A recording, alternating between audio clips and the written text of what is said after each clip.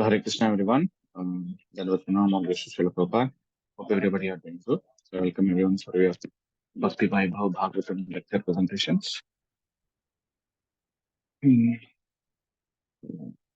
Yeah. Yes, Mata, you can start if you're ready. It's 6:15. 45 minutes from now till 7 o'clock. Yes, Prabhuji. Hare Krishna. Dandavat pranams to all the devotees. Let us start with Jai Radha Madhava. Jai Radha Madhava, Jaya Kunj Bihari, Jaya Gopi Jana Vallabha, Jaya Girivaradhari, Jaya Girivaradhari. Yashodanandana Vrajajanaranjana, Yashodanandana Vrajajanaranjana, Yamunatiravanachari, Jaya Radha Madhava, Jaya Kunj Bihari. Jaya Shri Krishna Chaitanya Prabhu Nityananda Shri Advaita Gadadhar Srivasadi Gaur Bhakta Vrinda Hare Krishna Krishna Krishna Hare Hare Hare Rama Rama Rama Hare Hare Hare Krishna Krishna Krishna Hare Hare Hare Rama Rama Rama Hare Hare.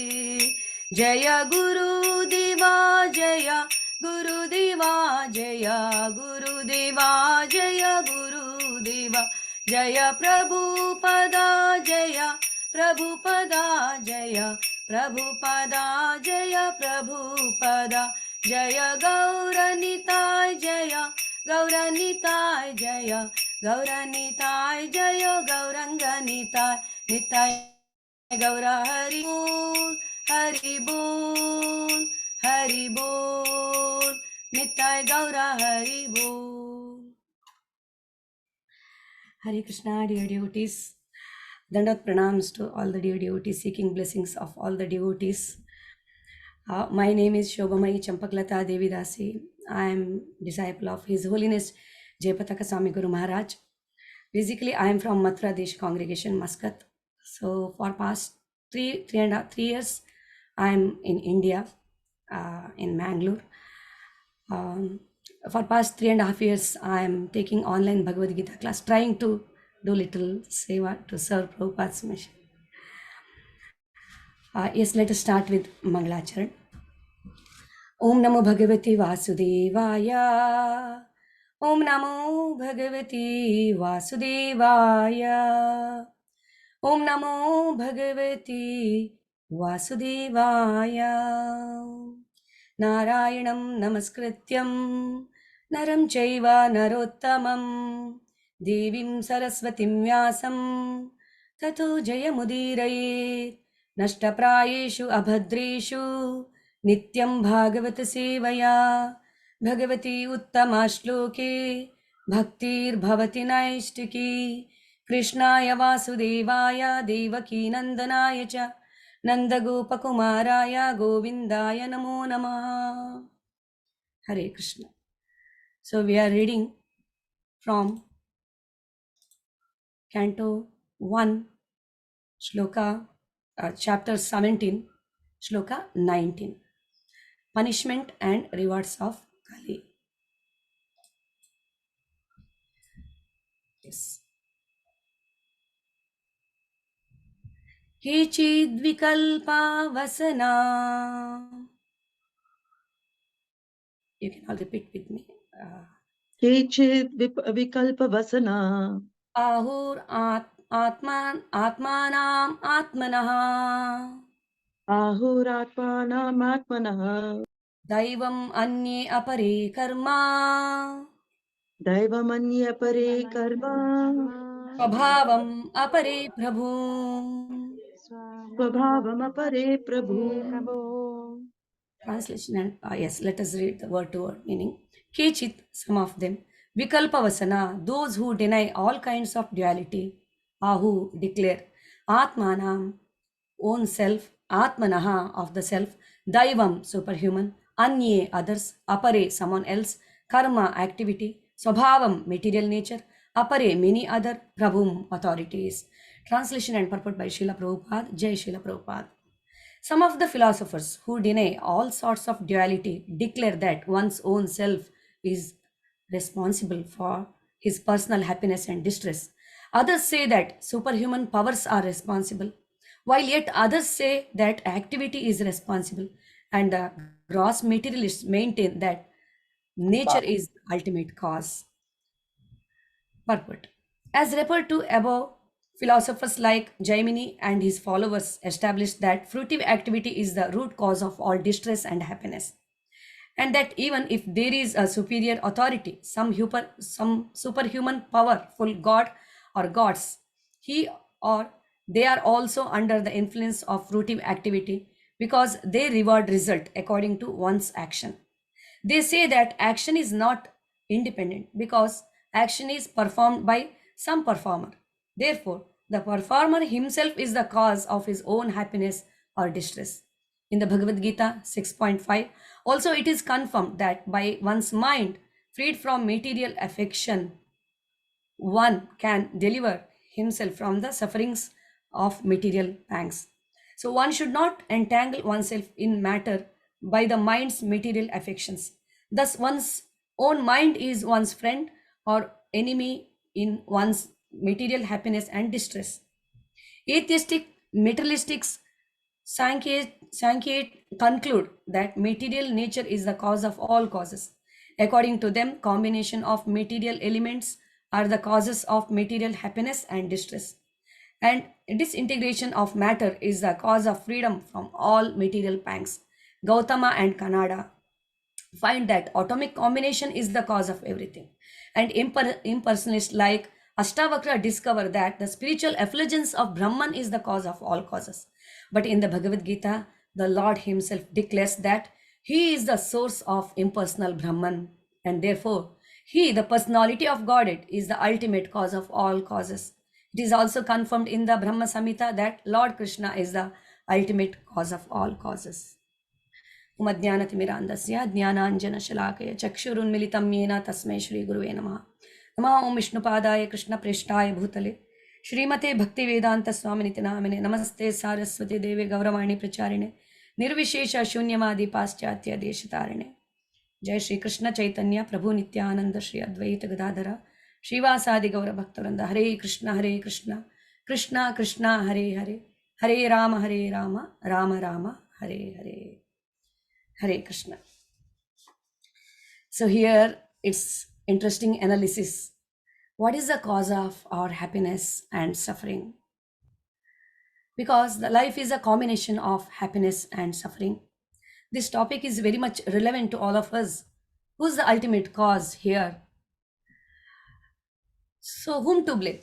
Everyone wants to blame someone for their problem, for their happiness and for their suffering especially. So here Dharma doesn't blame anyone. So let us see the background for this. When Parikshita Maharaja, so the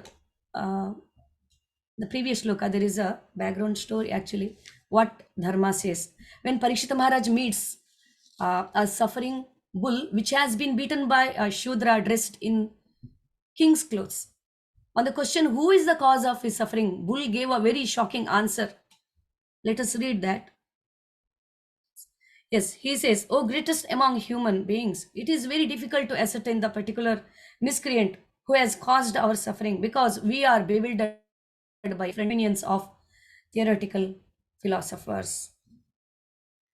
Although it was completely obvious that the cause of suffering for Bull Dharma was Shudra, who has beaten him with a stick, he did not accuse him as the cause of misery. Instead of that, Bull started to give deep philosophical explanation. So in the purport, Srila Prabhupada is discussing different aspects here. Let us discuss one by one according to the purport. Let's go according to the purport first, then we can discuss. So here the analysis is even the different points. The first one, we can see that the karma mimamsa. So Jaiminis karma mimamsa. So it's about the fruitive activity. Activity is the cause of happiness and distress. The world is full of fruitive activities here. Even in Vedas, it's mentioned about karma kanda. We expect some fruits from our activity. It's not uncommon in this material world. Why people are working so hard? Because they expect some result from that. Otherwise, there is no material life whatsoever. So here, Jaimini's Karma Mimamsa says activity is the superior cause. It is the root cause of distress and happiness. So karma is the cause of everything. Interestingly, even Krishna, in Srimad Bhagavatam, even Krishna uses karma mimamsa theory. So anyone remembers where it is, where Krishna mentions about karma mimamsa in Srimad Bhagavatam? In the 10th canto of Srimad Bhagavatam, when in the Govardhan, lifting Govardhan Lila pastimes. Hari Hari Bol, very nice, Prabhuji. Thank you so much. Yes. In 10th canto, before Govardhan Lila, Krishna says to Nanda Maharaj. So residents of Vrindavan about to perform Indra Puja. The system based on the Vedas Karma Kanda.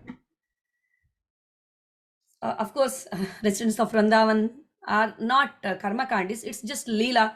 We cannot say that they are Karma Kandis. So, as Krishna says in Bhagavad Gita, Annad bhavanti bhutani parjanyat anna sambhava. Yajnat bhavati parjanyo yajna karma samudbhavaha. So, there is a cooperation between human being and the devatas. So, what actually we have to, if we, the food and the grass, whatever the grain we are getting, it's from rain. The rain is produced, the Indra is the cause for the rain. So Indra is responsible for Parjanya. So we have to worship Indra. So Devatas are the responsible. So there is even Krishna mentions this in 3rd chapter, Devan bhavayatanena, te deva bhavayantua, paraspara bhavayantaha. So there is a cooperation between Devatas and the human beings. So Nanda Maharaja mentions the same thing. Look at our cows and the Vrindavan residents. So we are happy because we get rain, and because of that, the grain, the food, everything is because of rain, and the Indra is responsible. That's why we have to worship Indra in return. He is the cause, because we have agreement between there is an agreement between the living entities and demigods. So in that way, there is a possibility of material prosperity. However, Krishna counteracts this argument. So Krishna says, so based on the karma mimamsa, Krishna says activity is the ultimate cause. Look, if you perform one activity, the demigods are duty bound to award the result accordingly. Then who's the ultimate cause here? Is it the demigods or it is activity itself? Krishna says it is activity, it's not the demigods. Demigods they are bound by activities. They don't have independence. So you don't have to worship Indra because activity is the cause. Indra is meant to award result dependent on the activity, Lord says. He doesn't have free choice. This was one of the reasons Krishna proposing to Nanda Maharaj not to perform Indra Puja. So that is actually viewpoint of many people. We are working hard. We must get the result, right? Many people make career plan based on this. In these 5 years, I'm going to work so much and I'm going to make money. Full plan for means like it is like they are making all the plan, even though they make the plan, but we cannot say that activity is the ultimate cause. So many people, they may work hard, but they may not get the result for what. If they may work harder than others, but it is not always the it's in proportion. Activity and the results are not necessarily in proportion. We can see that. So sometimes we may get result, sometimes we may not get result. So that's why the karma is not the ultimate cause, because the result of karma is based on daiva and kala also. So karma vada means, so everything is according to karma. I can get whatever I want, but there is a daiva vada, so everything is in Lord's hand. One who is intelligent sees Lord's hand also behind the karma. So the next point here mentioned is the material nature is the ultimate cause. Anything happen to you, nothing but the combination of the chemical reaction. Darwin's evolution theory based on this, and the Big Bang theory is also based on this only. So matter, everything is matter. They are the devotees of matter actually. So they always give this one means they think the matter is cause. Some scientists say life is not a secret anymore. We would know everything. So atheist Sankhya conclude material nature is the cause of all causes. We deny this because we know that matter is not the cause. And as Srila Prabhupada says, life comes from life. And the next point here is the superhuman power. Are they responsible for our whole activity? Are devatas responsible for our happiness and distress? Whole astrology is based on this. Devatas have influence on our karma. So according to astrology, planets are influencing our happiness and distress. Looks like they have hand in our happiness and distress. So people circumambulate Navagraha, they do Navagraha puja, they go to astrologists to check. So what the remedy they can, what the solution they can do, that's Shanti, this Shanti. So they think that because of this Navagrahas, if the planetary systems, so if they are in the proper position and if we please them, all sufferings can be removed.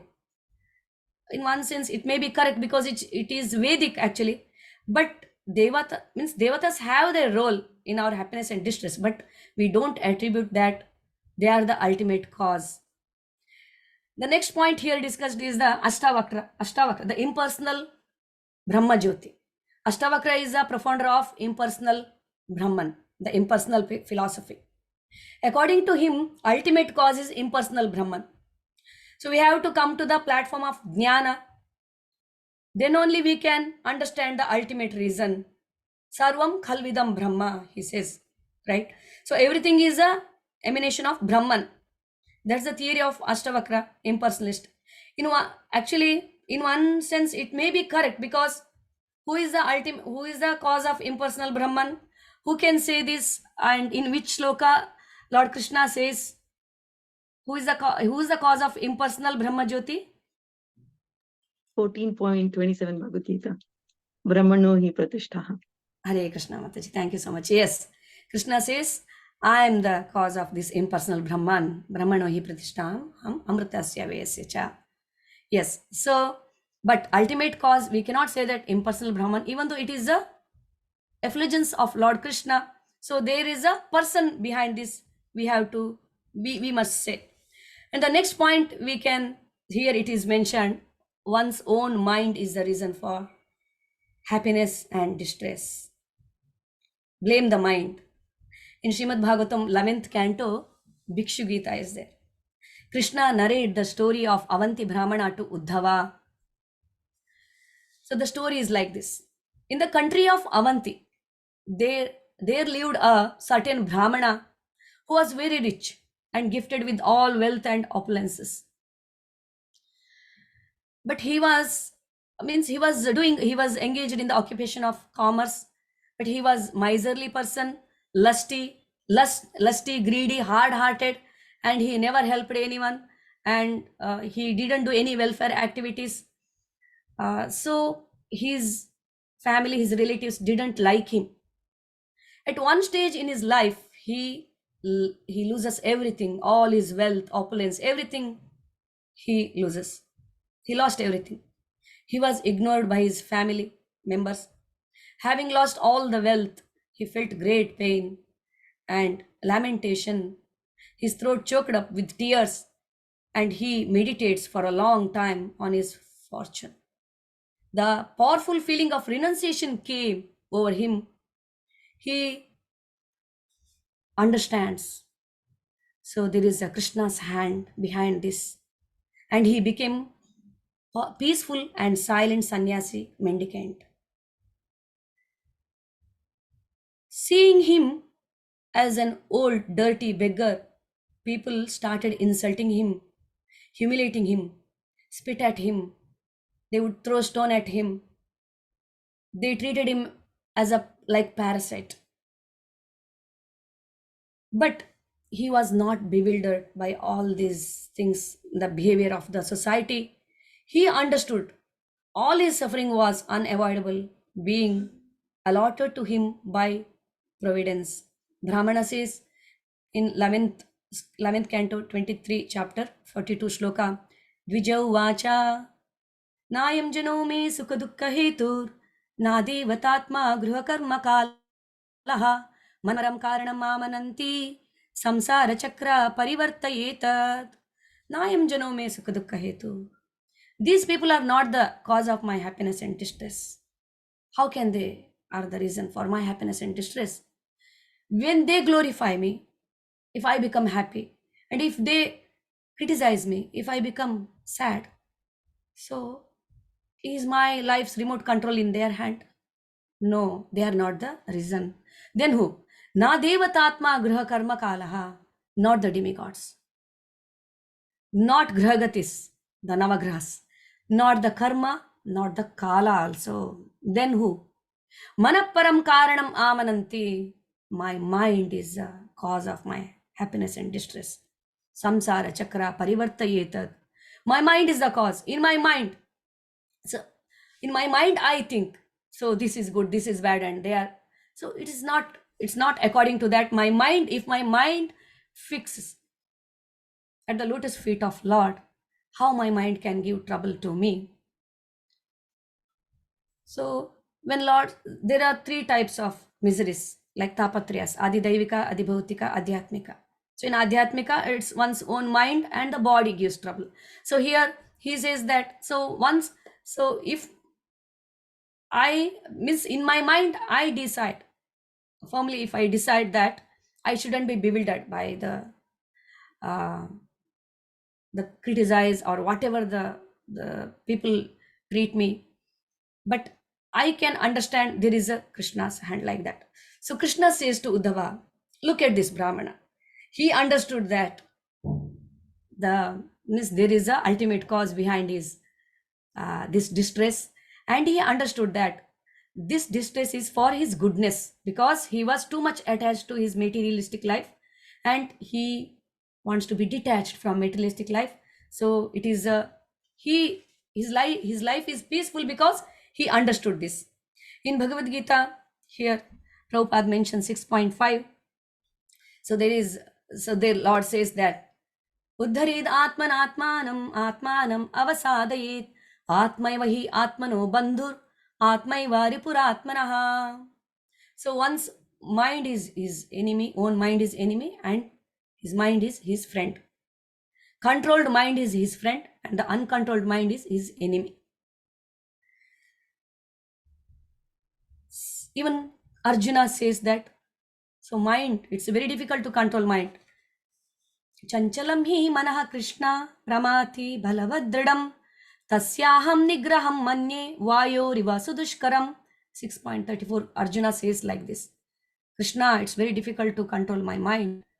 So Lord says in reply, asamshayam mahabaho mano durnigraham chalam abhyasena tu kaunteya vairagyena cha grihyate. Abhyas, practice. So yes, it's very difficult, but by practice you can control your mind. Practice makes man perfect as well as women. But what kind of practice makes us perfect? That is very important. Practice of remembering Lord, practice of hearing to Lord's katha, nama rupa guna lila. So practice of hearing, chanting, associating with devotees can make our life perfect, not anything else. So controlling mind, the main, this one is to fix our mind at the lotus feet of Krishna, like Ambarisha Maharaja. Savai mana Krishna padara vindayo, vacham Vaikunta gunanu varnane, karo harir mandira marjanadishu. How Ambarisha Maharaja fixes his mind in the lotus feet of Krishna and engages all his senses in the service of Krishna. So the senses didn't give trouble to Ambarish Maharaj. So what is the solution to control our mind? Engage the mind in the service of the Lord. So for example, in if you buy some electronic items or gadgets, some problem is there in that gadgets or electronic items. Who can help us in repairing that gadget or electronic items? Manufacturer or the certified engineer from the company. So who created us? So if we connect with that creator, the ultimate cause, our mind, so mind can be our friend. Otherwise, it will give us the trouble. So the next point here is the actual, means in 3rd chapter Bhagavad Gita, Lord says, Prakrite kriyamanani gunai karmani sarvasha ahankara vimudatma kartahamiti manyate. So 3 modes of material nature is the reason for the activities, performer. But one who bewildered, he thinks himself is the performer of the activity. But in actual, carried out by 3 modes of material nature, Lord says. So who is the performer of activity here? 3 modes of material nature. Blame again goes to the material nature. Swabhava, Prakrite. So actually, how Karanam Guna Sangosya Sadasad Yoni Janmasu, Lord says. Karana is Guna. Association with the material mode. That is the Karana, Lord says. But the material nature, can it work independently? No. There comes the Paramatma. That's where the Paramatma comes. So material, Jiva desires, material nature facilitates, Paramatma sanctions. Paramatma sanctions according to one's desire and his karma. Upadrashtanumanta cha bharta bhokta maheshwara. He is Anumanta, he is Upadrashta, he is a sanctioner. So who is the cause of Paramatma here then? So Paramatma, so Lord says that Sarvasya chaham radhi sannivishto matta smriti jnanam apohanamscha. I am seated in everyone's heart as Paramatma. My plenary portion is the Paramatma. Matta smriti jnanam apohanamscha. So I give the intelligence, the remembrance, jnana, knowledge, everything comes from me, Lord says. So the ultimate cause here, Sarva Karana Karanam, Sri Krishna. And the material nature also works under him. Maya Dikshena Prakriti Suyate Sacharacharam. Hetunanena Kaunteya Jagad Viparivartate, Lord says. Right? And also this material nature is my separated energies. Bhumi Rapo Analo Vayu, Kammano Buddhi Revacha Ahankara Ityam Me Bhinna Prakriti Rashtada. Apareyam Mitaswanya Vidyame Param. So another, the 8 separated energies. So the energetic and the energy. So energy comes from the energetic, Shakti of Shaktiman, these 8 energies. And also the Shrestha Shakti is the Jivas, like that Lord says. So here the ultimate cause, Sarva Karana Karana. Who is the Sarva Karana Karana? Krishna. So is Krishna is cause for our happiness and distress? How can Lord cause distress to someone? That is a blame, actually. Many people blame Lord when they are in distress, right? No. It is a jiva. It's a problem. Blame goes to the living entities because he is the one who desires. According to his desires, material nature, nature, yes, facilitates and Lord sanctions. And where we use our free will, if we misuse our free will, that is the cause of our happiness and distress.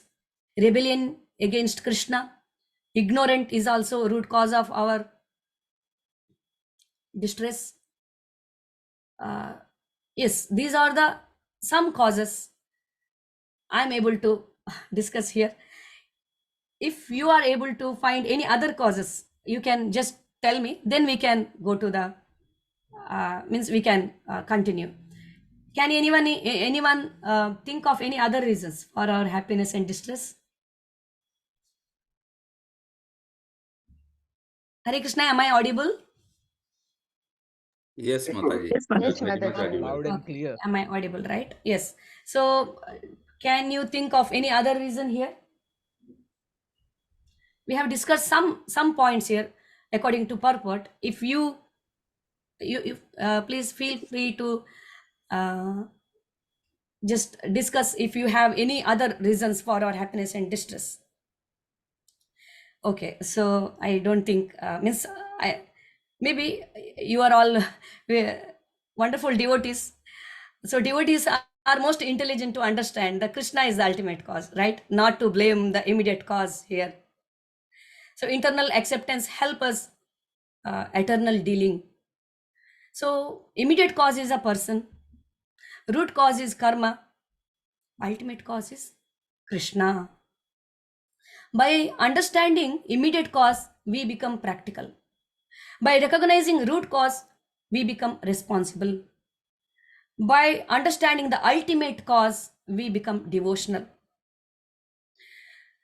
So if we can see in Dhruva's example, so Suniti didn't blame the immediate cause, her co-sister Suruchi. When Dhruva was very sad because of her stepmother's behavior. She connected her son with the ultimate cause, Krishna. So by connecting with the ultimate cause, our life can be successful. So Dhruva and both of their life was successful because she connected her son with the ultimate cause. So in Parikshit Maharaja's life, we can see when Parikshita Maharaja was cursed by Brahmana boy, Shringi, he didn't blame a Brahmana boy or anyone. He saw the cause, Krishna's hand behind that curse. He says that Krishna is so merciful. He came in the form of curse to detach me from this materialistic life. So he thanked Krishna for that, right? And when Vidura was insulted by Duryodhana, he was hurt, but he didn't feel sorry. He didn't blame anyone. He just left the place and he used that, means that he left and he went for Tirtha Yatra, for where he got the enlightenment from Uddhama and Maitreya. He was very happy because I am out of Mahabharata. So in every situation, if we can see in the situation of distress or difficulties, if we can see the positive points, then our life would become successful. In Narada's case, when Narada's mother died, he didn't blame the Lord. He just thought that so when Narada was in his previous life, maid's son, so he thought that it's by Lord's will. Lord wants me to attach to him more. That's why it happened like that, he says, right? Yes. In Prabhupada's life also we can see Prabhupada understood that it's Krishna's wish that whatever is happening here, like that. So so the conclude, so all three are the causes. So all are the causes. Jiva is cause, material nature is the cause, but ultimate cause is Krishna. So here the personal application, I would like to share this. Actually, Krishna says in Bhagavad Gita, Mamupetya punarjanma dukkhalayam ashashvatam napnuvanti mahatmana samsiddhi paramagataha. This world is a place of dukkhalaya and ashashvata. When Lord says that, why we should worry about happiness and distress? This is the nature of this material world. Lord says in 2nd chapter, 14th shloka, Matra sparshastu kaunteya shitoshna sukha dukkadaha agama paino nityas tam stitikshasva bharata. So it's a common in this material world. Shitoshna Sukha Dukkada, like winter and the summer comes and goes. One shouldn't be bewildered by this. One should learn to tolerate this. How can we develop this tolerance power? By understanding the higher purpose of the life. What is our higher purpose of life? What is our real problem in our life? Krishna explains in Bhagavad Gita, you don't know what is your real problem here. Your real problem is Janma Mrityu Jara Vyadhi, birth, death, old age and disease. Not any other problem here. Only that, repeated birth, death, birth, old age, disease and death. So repeatedly it's coming because you are taking birth in this material world. Material world is, I have created it like that only. So how to come out of that? So you have to put full stop to that. Unless you put full stop to that, you cannot escape from all these things. Happiness and distress comes and goes. So how can we put full stop? When we think the higher purpose of the life, we don't get bewildered from the small things. It's coming and going. It's everything is temporary here. Even our happiness and our distress, both are temporary here. Why to bother? Because I have to focus on the higher purpose. The big problem. What is that big problem? Birth, death, old age and disease. When I concentrate on that this and all comes and goes. So I have been trying this. Whenever distress comes, so I remember this shloka, and yes, even sometimes I get bewildered. I am not completely, convinced like that. Convinced, but it's very difficult to in my practical life. But I try to remember this shloka, and also I would like to share one thing, this with you. How I was blaming others for my problems. Overthinking caused me lots of problem. It's how I was in distress. In the month of October, I faced some distress in my life, which affected my spiritual life. I was so upset and started blaming a senior devotee who was the immediate cause for this. How can such a senior devotee can cause trouble to me like this? He has been practicing for 30 years this devotional service, and how can he talk like this? Krishna, what is this happening? Like that, I was so much upset and I was crying, and I didn't have mood to do any devotional service also. But that day we had our Bhakti Vaibhava class. His Grace Damodar Prabhuji was explaining the same verse, and I was amazed by this explanation. He was telling that we should see Krishna's hand in each and every situation. Shouldn't blame the immediate cause. If you blame, you will take the sin of that, whatever the reaction of the whatever the others do. You shouldn't blame. Here Bull Dharma also teaching us the same thing. We shouldn't blame others, because Bull says, I don't know who is the cause, because many people say, many philosophers say many things, I don't know.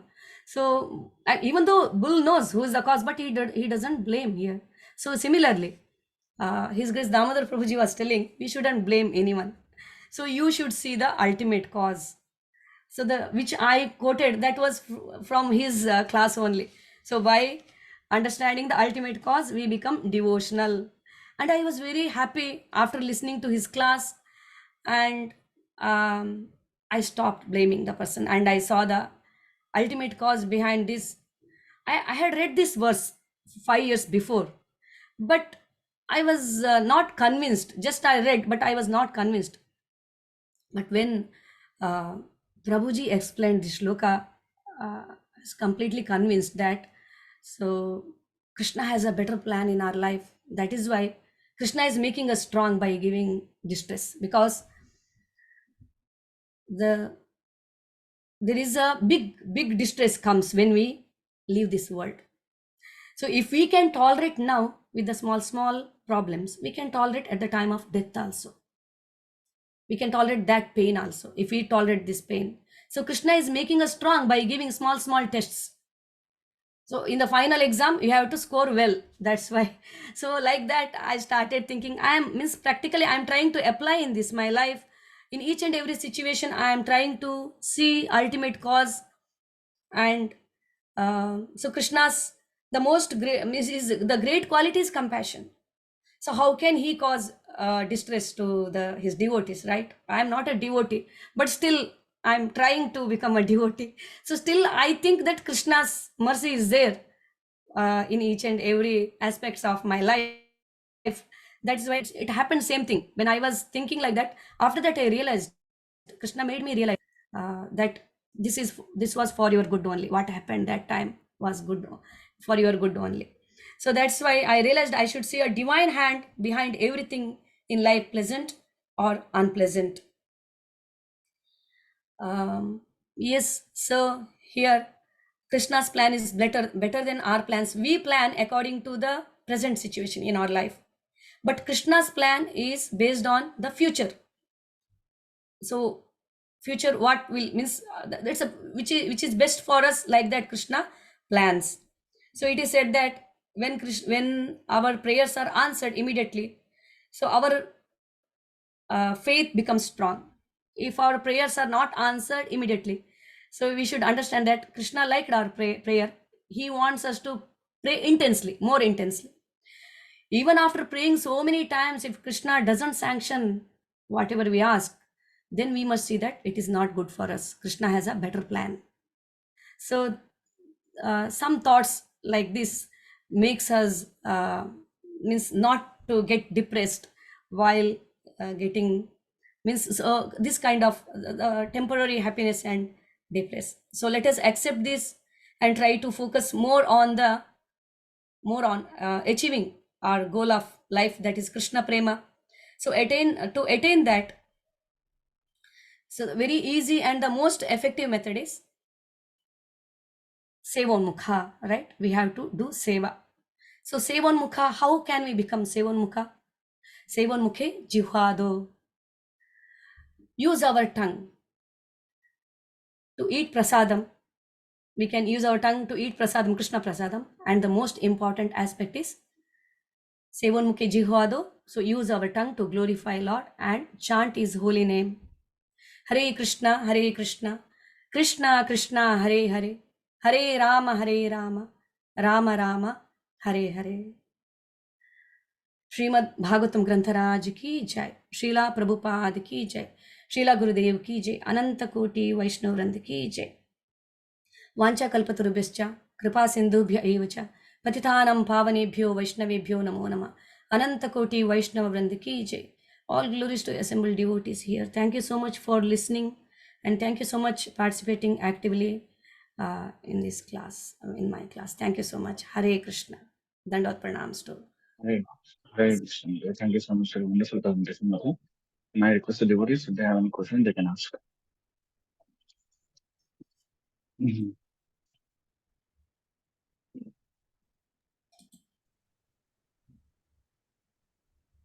So, Madhu, yeah, Sadhguru, please go ahead. Madhu. Yeah, Prabhuji, Mataji, Hare Krishna. Thank you for wonderful lecture. So, you've been explained that this is Dukhalaya Shashvatama. Is there any way we can get happiness here in this world? Permanent happiness? There is any way? Yes. By performing devotional service and with the association of devotees, Prabhupada says you can make this earth as also Vaikuntha. With the because so Lord resides where there are the devotees. Tatra tishtami narada yatra gayanti madbhakta, Lord says, right? So with the association of devotees discussing about the Srimad Bhagavatam or Lord's pastimes and performing devotional service, yes, here the some kind of happiness we can feel here only through the devotional service, Prabhuji. That is a eternal happiness. We cannot feel that ultimate this one. Little the stress of happiness we can feel because we are not that pure to get the pure devotees like Prabhupada and Acharyas and all. Yes, for them there is no difference for this material world and Vaikuntha. Wherever Tirthi Kurvanti Tirthani, wherever they go, they are very peaceful and they are very happy and they are showering mercy to others. Hare Krishna. Thank you. Thank you. Hare Krishna. Thank you, Mataji. Mataji, I have a small question. So, Mataji, you said that Krishna gives sufferings just to test us and then to improve our faith on Him, right? Yes. So, Mataji, my question is that then we as practicing devotees, yeah, definitely we can suffer because of our activities, or maybe Krishna wants us to suffer. Prabhuji, your voice is not that clear. So we are as practicing devotee, Krishna wants us to suffer. Your question is? I didn't get it properly. I didn't means I was not able to hear it properly. So what was his question? Can anyone tell me? I think Prabhuji's voice is not Hare clear. Krishna, Hare Krishna, Not Hare clear. Krishna, everyone. Hare Krishna, Prabhuji. So, Mataji, am I audible now? Yes, Prabhuji. So, did you get my question, Mataji? No, So you Prabhuji, said I that, didn't. yeah. I will repeat the question. So you said that Mataji, we devotees also face the sufferings, and it's also the Krishna's plan to test us, and also to improve our faith on Him. So my question is, Mataji, why does pure devotees also suffer? For example, the Pandavas. So they accepted many sufferings after sufferings after sufferings. So they're very pure devotees of the Lord, very close to Krishna, but still they had suffered. So why? How to understand this? Bhishma Pitama says in his Bhishma Stuti, before that, he says that the happy means the whatever the problem came to you, it's due to Kala. So the Prabhava of Kala, and the Kala is in Krishna's hand. So why they suffered means like Krishna wants to teach lesson to others through them, that so whatever even though my devotees are suffering, they don't means they don't blame anyone, and they faces it um, with my bliss. They are able to face it uh, happily, and they will not be bewildered. So Pandavas, when they were in the Vanavasa, they were in the forest also, they were not bewildered, they were peaceful. Whereas Duryodhana and Dhritarashtra, they were in the palace, but still they were bewildered, they were not peaceful. So because there was Krishna's mercy on them, even they were in the forest or wherever, and they were not suffering. It is, they didn't take it as a suffering.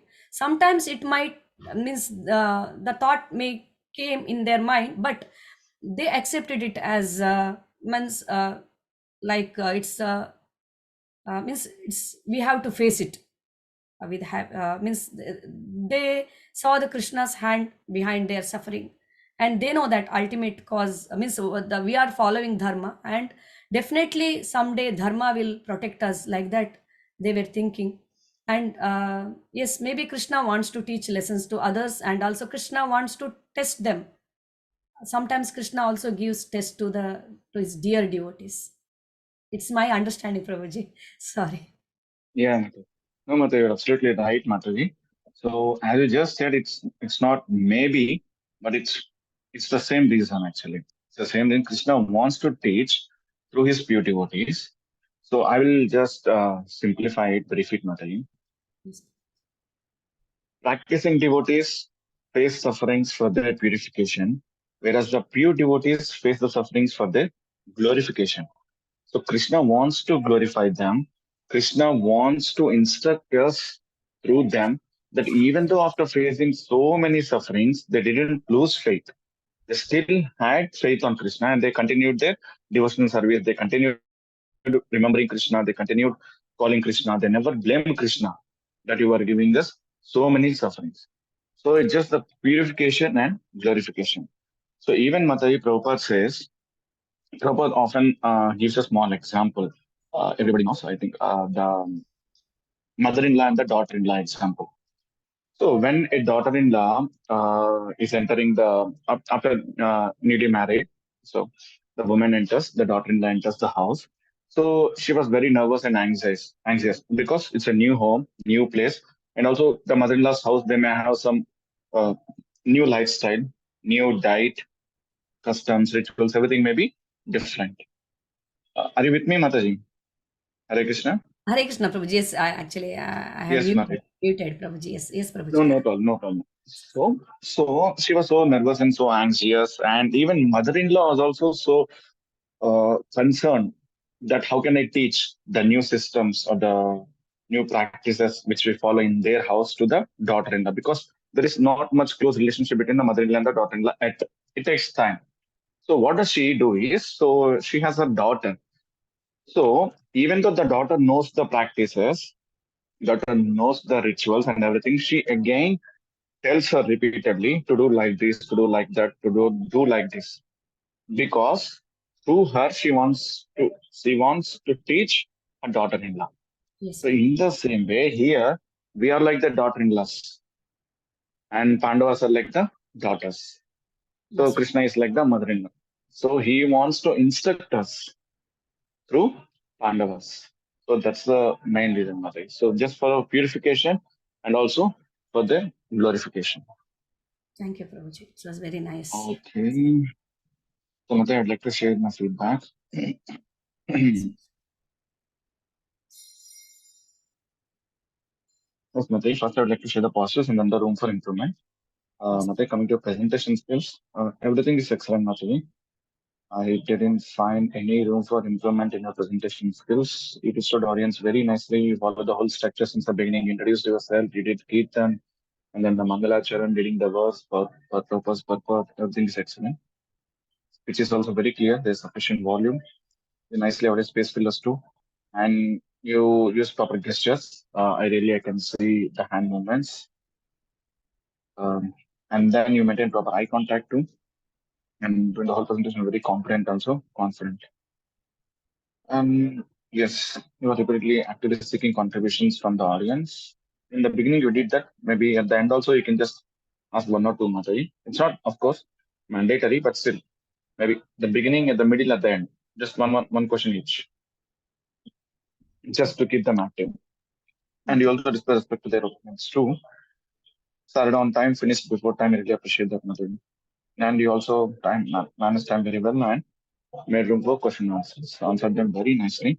Only one small room for improvement could be you can regularly check with the audience whether they could able to understand or not. It's only small thing. yes, yes, Prabhuji. They need any clarification or not. It's a Yeah, small thing. yes. Sorry for that. Mm, no, it's okay, nothing. It's a small thing. But because sometimes you may go on speaking, but due to internet issue, so we may not be able to follow you. So that's why you just regularly check the screen whether everybody is online and your internet is good, whether they could be able to respond. At least you can see the screen whether they're moving or not. And if you have any other doubt, you can just check with them. Yes, Prabhuji. Thank Okay. And then coming to body of presentation. Excellent, Mataji. Excellent presentation. First of all, I didn't share the overall feedback in the beginning. It's a very nice presentation, Mataji. You practically followed all the guidelines of a Bhakti Vaibhava Bhagavatam lecture. Really appreciate. Wonderful and beautiful presentation. One of my best presentations too. you. Hare Krishna. In the body of the presentation, so Mataji, you quoted the Sanskrit, all the Sanskrit verses, not only in this verse with correct pronunciation and nice fluidity. And then you gave a nice overview of this section of Srimad Bhagavatam, how this, who is speaking to whom, where Bull is speaking to Parikshit Maharaj in this section and explaining the various causes of the suffering and everything. To give a nice overview in the beginning. And then you explained all the philosophical concepts of this verse and also the purport very nicely. So you explained what are the different ways explained by the bull here, what are the different causes of suffering according to different philosophers, like the Karma Mimamsas, and next the materialistic Sankhya philosophers, and then Sankarites, what is the impersonal Brahman, they say, some say material nature. So explain nicely each and every line of the Srila Prabhupada's purport, and you also quoted the verses which has been quoted by Srila Prabhupada. And yes, you supported your points with many verses quoted from your memory from Bhagavad Gita and Srimad Bhagavatam. I really appreciate you quoted many verses, Mati. Like, for example, Aparamitasya Nam Prakute Krimanani, next Aupadishta Hanumantasya. Like, there's so many verses we have quoted which are very quite relevant. 2.14 matras prasastu kauntaya. No? Okay. And yes, the room for improvement, Mate, in this section, the body of presentation is that it has some more pros. I really appreciate the way you presented your points, Mate. So like immediate cause, root cause, the ultimate cause. So immediate cause is the Jiva and the root cause is the nature, ultimate cause is the Krishna. So by knowing the immediate cause, Mate, I indeed missed that point. What did you just say? By knowing the root cause, we become responsible. By knowing the ultimate cause, we become devotional. But by knowing the immediate cause, We become practical, Prabhuji. That actually, His Grace Damodara Prabhuji shared this, and I really liked that. hmm, yeah, even I liked it very much. I am hearing it for the first time. Very good. And he also said, Jiva desires, material nature facilitates, and then Paramatma sanctions. Very nice presentation of this important philosophical points. Because it's crystal clear. Even I was confused when I read the purport, why there are different ways. And so ultimately, I'm so confused. So what is the conclusion? Of course, Prabhupada is concluding at the end. So Krishna is the ultimate cause. Then I had this doubt. So what about the Jiva and also what about this material nature, material modes? But you prepared very well and present it very well, bringing from Jiva and then to material nature and then to ultimately Krishna. Very nice, excellent. Thank And you. he also quoted the story of Avanti Brahmana and the Krishna. Very nice, he narrated very nicely. And he also shared the Dhruva story. I mean, with how these people understood the sufferings which they have faced. It's by the providence of the Dhruva Maharaj, Vidura, Parikshit Maharaj, Narada. Very nice, excellent. He brought everything in a single place. Thank you, Prabhuji. Hare Krishna, Prabhuji. One more thing, Mate, I really appreciate, I will say in the practical application. So, Mate, the room for improvement in this section is everything is excellent. You didn't share many verses from the Srimad Bhagavatam, Mate, regarding this topic. Maybe I collected a few verses that Yaya Sammohita Jiva Atmanam Trivnatam Paropi Mante Chardam Tatrupam Chabi Padyate. But he's also explaining that how Jiva is entangled under the three modes of material nature acting according to the under the influence of Maya. And then in third canto, Kapla Muni's teachings, Karmana Daiva Netrena Jantu Deha Papatiye, Yes, Priya yes. Pravishta Udram, Purusha Deta Kanashrayam. So The these are a couple of verses like previous this. one, which was from which canto, Prabhuji? The previous verse you said. First canto, yeah, Samohita Jiva is 1, 7, I think 4 or 5, Mataji. Okay, Prabhuji. I'll note down. That's only 5 if you want. And that's a beautiful verses. There might be a couple of other verses too. I need to recollect. But if you can just do some research, then you can find some relevant verses from Srimad Bhagavatam. The rule is that minimum 5 verses from the Srimad Bhagavatam. Okay, I two verses. It's I fine, but you quoted, two. I yeah, quoted. yeah. You quoted one from the 11th canto, I guess, Yes, yes, from the Avanti Brahmana. yes, yes. And I another didn't catch the other verse. Ambarish Maharaj. Yes. Okay. Fine. But anyhow, it's good, Mata. You quoted many verses from the Bhagavad Gita. Yes, Prabhuji. I'll. But the practical application part, I really appreciate the personal application part, Mata. Really spent a lot of time. You shared your own personal experience too, and also how should we understand when we face these sufferings. We should accept the sufferings and we should always focus on the main goal, absolute Krishna. Because even I forgot to share in my comment section yesterday, I gave a Bhagavad Gita class in the temple hall. I was giving 2.56, I guess, the qualities of a Sthita Prajna. 2.56, yeah. So in that 2.54, Krishna asks, Arjuna asks, how does he talk? How does he speak? So then Krishna tells that in the two verses, so what does he speak in 5.6 and what he does not speak in 5.7 actually. So, and particularly, he's always the key points in both happiness and distress. So he's not at all concerned about the material things. So then Prabhupada explains about these threefold miseries, just to mention Adibodhika, Daivika, Adhyatmika.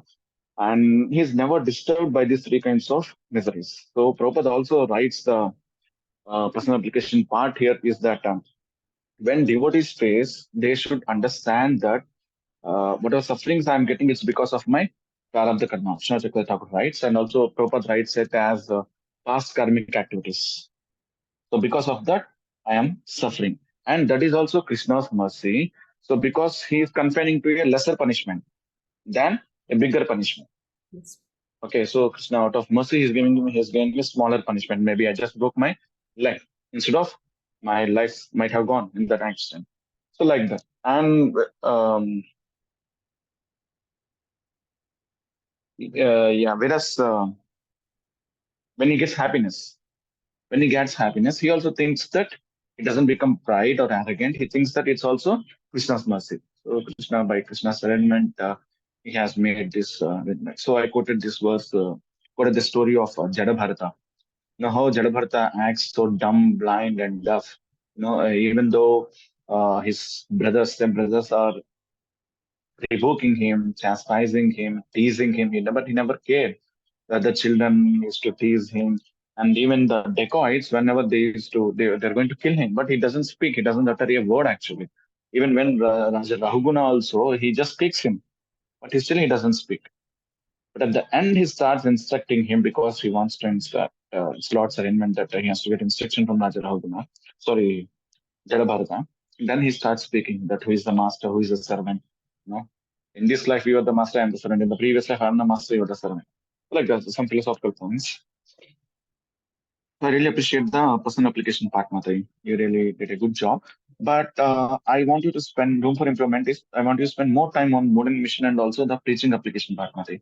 Of course, you said generally that Srila Prabhupada also faced many sufferings and he also always accepted it as the providence. But any you can might have shared any specific past time where he clearly showed practical. Of course, he practically showed it every way that when he lost all the business, Yes. he lost the business and he lost his wife, children, and everything, but he still accepted as a province will. And then he took sannyas, and then even 2 years, then he that also he struggled a lot. So, one devotee in that Lambori state, he wants to kill Prabhupada. He's tried to kill Prabhupada. So everywhere, Prabhupada is in the same mode. Maybe some more time on modern mission and some more time on preaching application. Like, for example, when we go for book distribution, we might have sold only one book on that day, maybe zero on that day. So you just think Krishna's role. Krishna is the ultimate cause. Maybe Krishna doesn't want uh, to happen today. Nothing.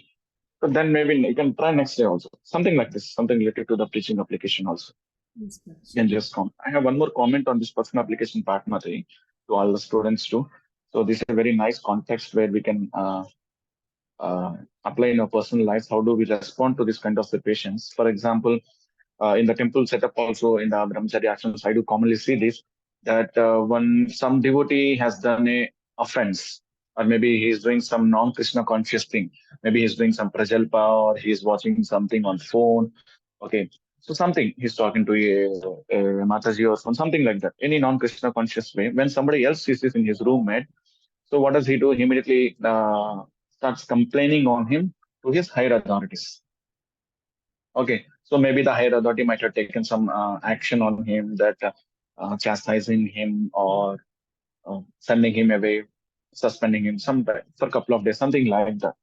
So here we can see that the three causes: the immediate cause, the root cause, and also the ultimate cause. The immediate cause is the Jiva himself. He has committed a Vaishnava offense or he has committed a non-Krishna conscious thing. So definitely he should admit that. And the root cause is, okay, of course, the roommate is not out of envy. He just did that, but he wants you to improve. He wants you to correct yourself. Doesn't want you to repeat. So just why he complained it to the higher authorities. Does it make sense, Mataji? Yes, So, Prabhuji. Mataji? Yes, Yeah. Prabhuji. So he can be the root cause we can consider. And the ultimate cause, of course, without Krishna's um hand, it might not have happened. Am I right or not? Yes, So Prabhuji. without Krishna's hand, because Krishna wants us to purify, Krishna wants us to become more humble, Krishna wants us to improve in bhakti and progress in bhakti. So he wants us to get corrected.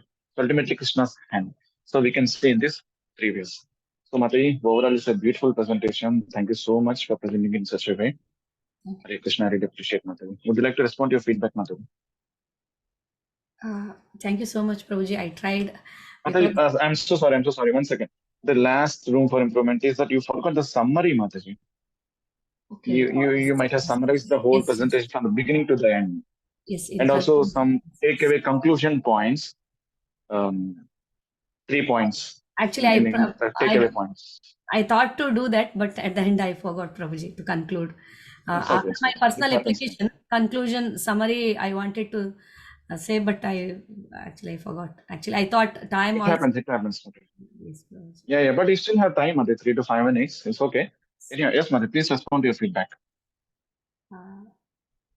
Yes, Prabhuji. Uh, Prabhuji, actually, yes, thank you so much for giving the feedback. So I learned a lot of things in your, means you explained it very well, how to improve in my presentation. Scope for improvement is, I'll apply all these points in future presentation, Prabhuji, and thanks all the dear devotees for cooperating with patiently and listening and actively for participating actively in this presentation. Thank you so much, Prabhuji. Hare Krishna. Thank you so much, Mate. Next, I request Jai Kesha Prabhu. Prabhu is here. Is he here? Hare Krishna, Prabhuji. Yes, Prabhuji. Yes, Prabhu. Can you please share your feedback on Mate's presentation? And the presentation is very nice and very practical and philosophical. So that's why it is a very, even for the every devotee, this is the practical life, this is the happening like that. So it is very practical presentation. And then only just as Prabhuji said, only the little bit of preaching application to add actually, that is the things. And the Bhagavatam Sloka, yes, two, maybe Prabhuji has said that maybe one or two more. But I just missing that Srila Prabhupada mood and mission. Is there any? It was there. I just maybe I missed it. Srila Prabhupada moods No, and Prabhuji. Mataji didn't spend more time on mood and mission. That's what I also share. But she did a good job on personal application part. yes. And it was very good personal application. It's a own life. So it's excellent. So overall, the presentation is excellent. Hare Krishna. Thank you, Mataji, for your excellent presentation. Thank you, Prabhuji. Thank you, Hare Krishna. Thank you so much, Prabhu. So thank you so much, everyone, for listening to the presentation. Now, I request everyone to share your valuable feedback on Mataji's presentation by clicking the link which is shared in the chat box. Vaibhav Shato, do you have the link or do you want me to share it again, Prabhuji? The feedback link. I can find this Prabhuji. I've saved it somewhere, but I need to look. I mean, if you have it handy, Prabhuji, No, please share. it's fine. Yeah. 1 second. 1 second.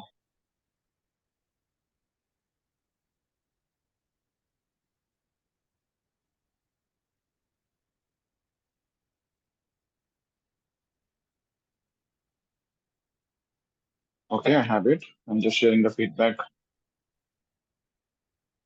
form. I just shared it in the chat box. Just take 2 minutes time and we'll start at 7:25. The next presentation. Hare Krishna Prabhu, just one question. Yes, Mataji. Prabhu, can we also add Kundi's prayers into this presentation? Like she was asking that the sloga in Canto 1, Chapter 8, that she's asking for difficulties so that she can remember Krishna more. Can we include this as well? Yes. Yeah, definitely, Mataji. Okay, all Mhm. right. Hare Krishna. Thank you.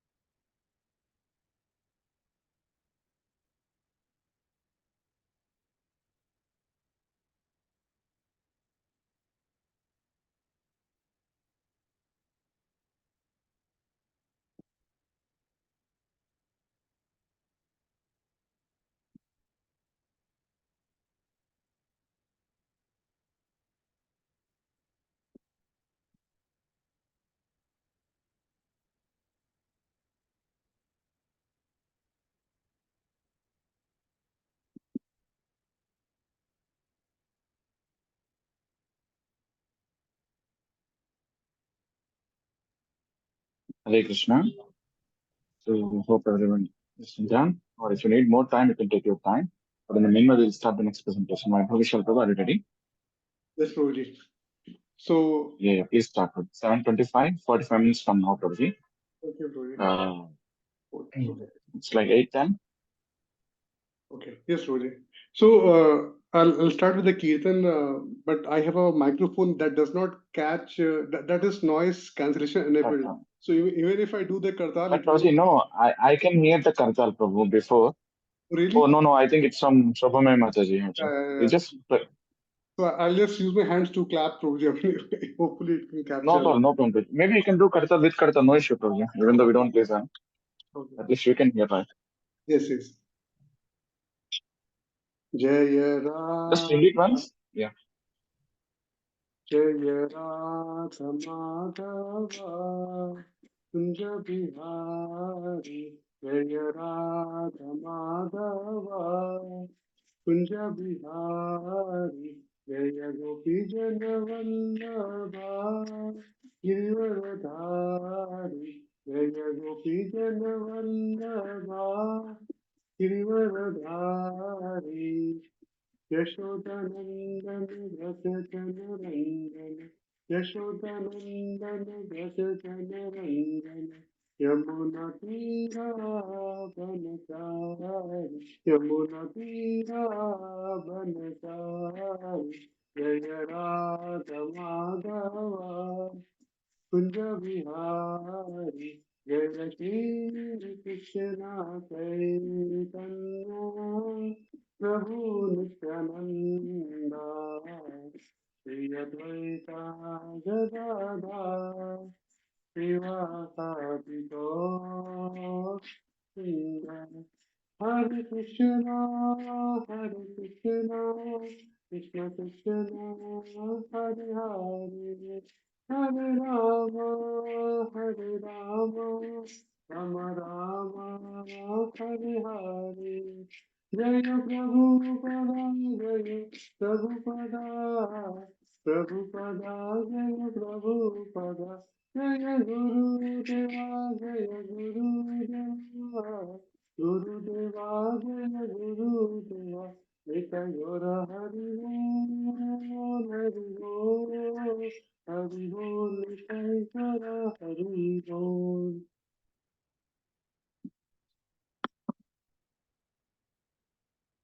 So, Hare Krishna, everyone. Please accept my humble obeisances. All glories to Srila Prabhupada, Srila Gurudev. Let me first introduce myself and hope I am audible. Can somebody confirm? Yes, audible. So, my name is Dana Vishal. I'm originally from India, but I've been living in Singapore for past 12 years. I got in contact with Krishna consciousness or devotees during my university days in Singapore, and somehow or the other, it has taken me like 12 years to come to this stage of initiation. So basically, my initiation is in 8 days on 28th January. So I'll take this opportunity to welcome you all to Singapore in case you can, and bless me in the ceremony. And in terms of services, as you may know, in our Singapore temple, we don't have full-time brahmacharis. So all the deity worship activities are taken care by Grihastha devotees. And as such, I'm a part of the team that takes care of the Mangala Aarti on Fridays, right? And additionally, I like to work in dramas. And recently, I performed the role of Lord Narsingh-dev in the Narsingh Chaturdashi drama. All thanks to my build and body size, I was selected for that role, and I did that. I would also like to seek the blessings of all the Vaishnavas present here, particularly my seniors. Actually, to be frank, I think everybody is a senior to me because if you consider initiation as the new birth or rebirth, I'm not even born yet, right? So, and this reminds me of a funny past incident that happened like 1 week back, whereas one of my godbrother, who is actually in university, and he was seeking my blessings for his education, all those things. And I told him, Prabhu, I'm junior to you, so I cannot bless you, but I can pray for your success. So this is all about me. And before I actually start the class, I'll actually start where Mukund Prabhuji stopped last time. So Mukund Prabhuji was referring to the pastime where some person asked Srila Prabhupada, why is he building new temples?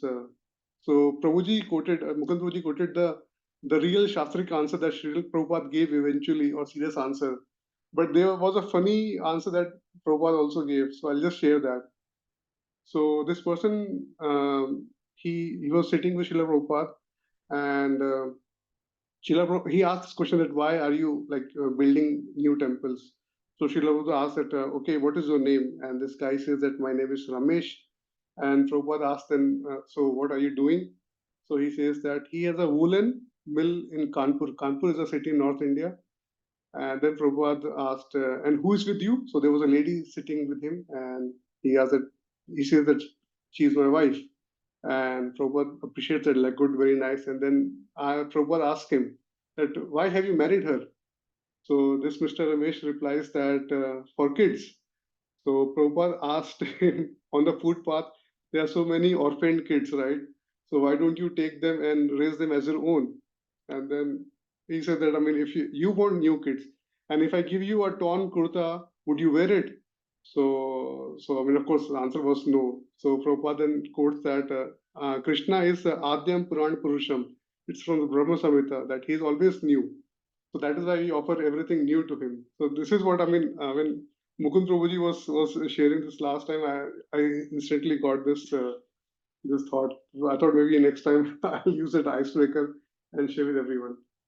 So did you all follow the pastime, or there was some? It was not clear. No, it is clear, Prabhuji. It's clear. It was clear. Okay, so let us recite 3 times. Om Namo Bhagavate Vasudevaya.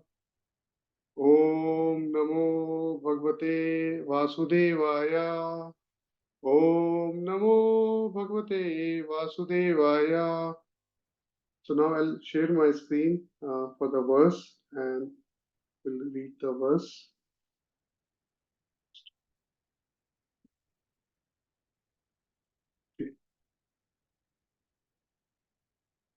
Can everyone see? Yes, Yes, Prabhuji. Prabhu. So this is from Srimad Bhagavatam 1.2.5. Muneya sadhu pristoham bhavadvir loka mangalam yatkrita Krishna samprashno yenatma suprasidati. Synonyms. Muneya, O sages. Sadhu, this is relevant. Prista, questioned. Aham, myself.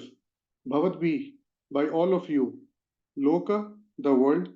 Mangalam, welfare. Yat, because. Krita, made. Krishna, the personality of Godhead. Samprashna, relevant question. Yena, by which. Atma, self. Suprasidati, completely pleased. Translation and purport by Divine Grace Srila Prabhupada ki jai. O sages, I have been justly questioned by you. Your questions are worthy because they relate to Lord Krishna and so are of relevance to the world's welfare. Only questions of this sort are capable of completely satisfying the self. Purport. Since it has been stated herein before that in the Bhagavatam, the absolute truth is to be known, the questions of the sages Naimisharanya are proper and just because they pertain to Krishna, who is the Supreme Personality of Godhead, the absolute truth. In Bhagavad Gita 15.15, the Personality of Godhead says that in all the Vedas, there is nothing but the urge for searching after Him, Lord Krishna. Thus, the questions that pertain to Krishna are the sum and substance of all the Vedic inquiries. The whole world is full of questions and answers. The birds, beasts, and men are all busy in the matter of perpetual questions and answers. In the morning, the birds in the nest become busy with questions and answers, and in the evening also, the same birds come back and again become busy with questions and answers. The human being, unless he is fast asleep at night, is busy with questions and answers. The businessmen in the market are busy with questions and answers, and so also the lawyers in the court and the students in the schools and colleges. The legislatures in the parliament are also busy with questions and answers, and politicians and the press representatives are all busy with questions and answers. Although they go on making such questions and answers for their whole lives, they are not at all satisfied. Satisfaction of the soul can only be obtained by questions and answers on the subject of Krishna. Krishna is our most intimate master, friend, father, or son, and object of conjugal love. Forgetting Krishna, we have created so many objects of questions and answers, but none of them are able to give us complete satisfaction. All things but Krishna give temporary satisfaction only. So, if we are to have complete satisfaction, we must take to the questions and answers about Krishna. We cannot live for a moment without being questioned or without giving answers. Because the Srimad Bhagavatam deals with questions and answers that are related to Krishna, we can derive the highest satisfaction only by reading and hearing this transcendental literature. One should learn the Srimad Bhagavatam and make an all-around solution to all problems pertaining to social, political, or religious matters. Srimad Bhagavatam and Krishna are sum total of all things. Srila Prabhupada ki jai. So now I'll quickly go to the Mangala Charan prayers.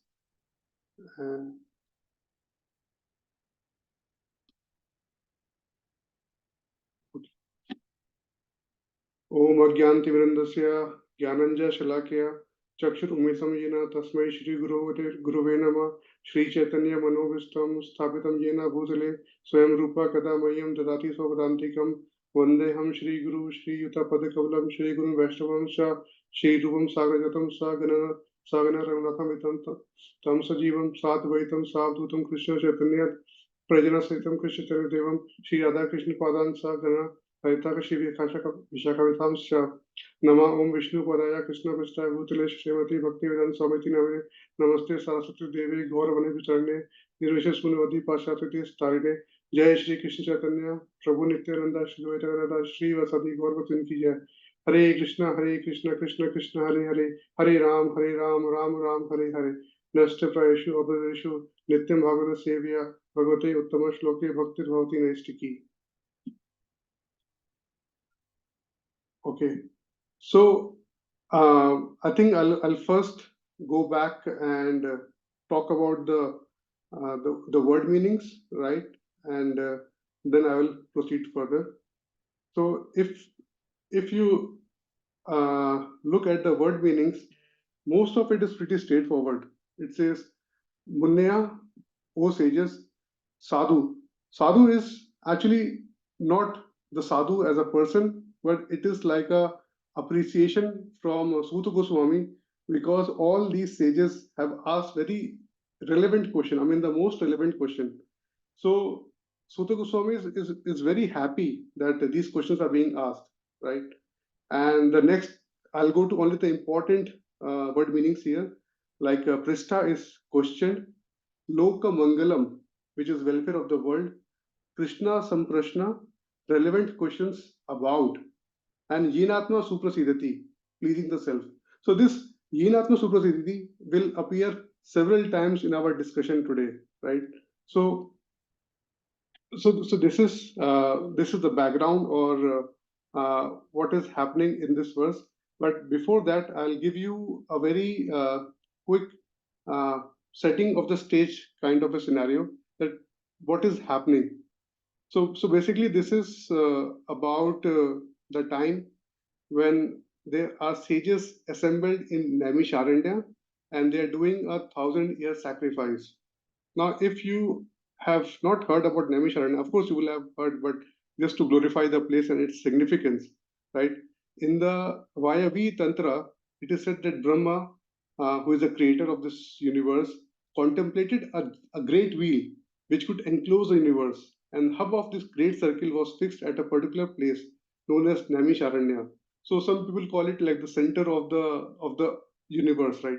And similarly, in the Varaha Purana, it is stated that performance of sacrifice at this place, right, will reduce the strength of demonic people, right? Hence, Brahmanas prefer Naimisharanya for such sacrificial performances. So this is about the significance of this place where the sages have assembled, and 5,000 years ago, the sages appeared there. And if you still go to this place, it is in the state of Uttar Pradesh in India, near Lucknow and Hardoi, right? So Prabhupada writes that this place still has that ambience of spiritual ambience, which is like very powerful. And I was trying to read references, and I saw that Srila Prabhupada had a very strong desire to have a center or something from ISKCON at Naimisharanya. He was writing letters to. So that was his mood and mission about this place. He was writing letters to the governor, the officials there. But I think there were no more references. But I mean, we can see that is we don't have anything yet there. So maybe it did not materialize.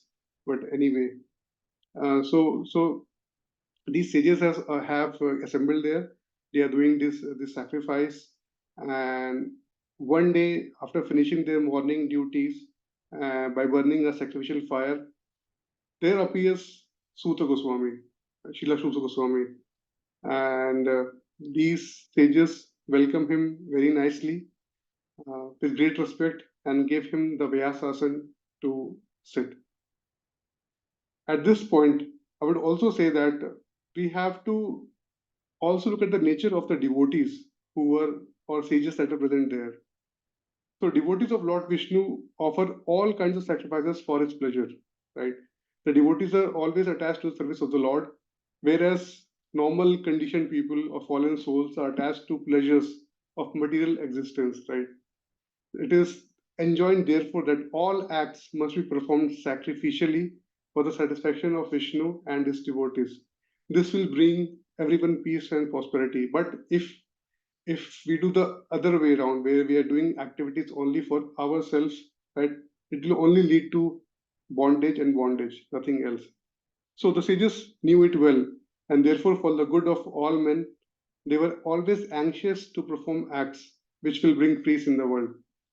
So they are friends of all living beings, hence they were very curious to know what can they do further, and by will of the Lord or by chance, Srila Sutta Goswami appears there, and then they are very happy to see a great devotee, and then they start asking questions.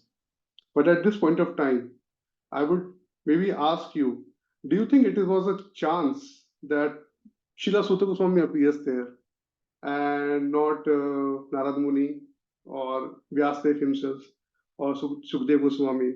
So, do you have some idea? I mean, why Sutta Goswami, Srila Sutta Goswami was the chosen one for this purpose? Any idea? Any thought?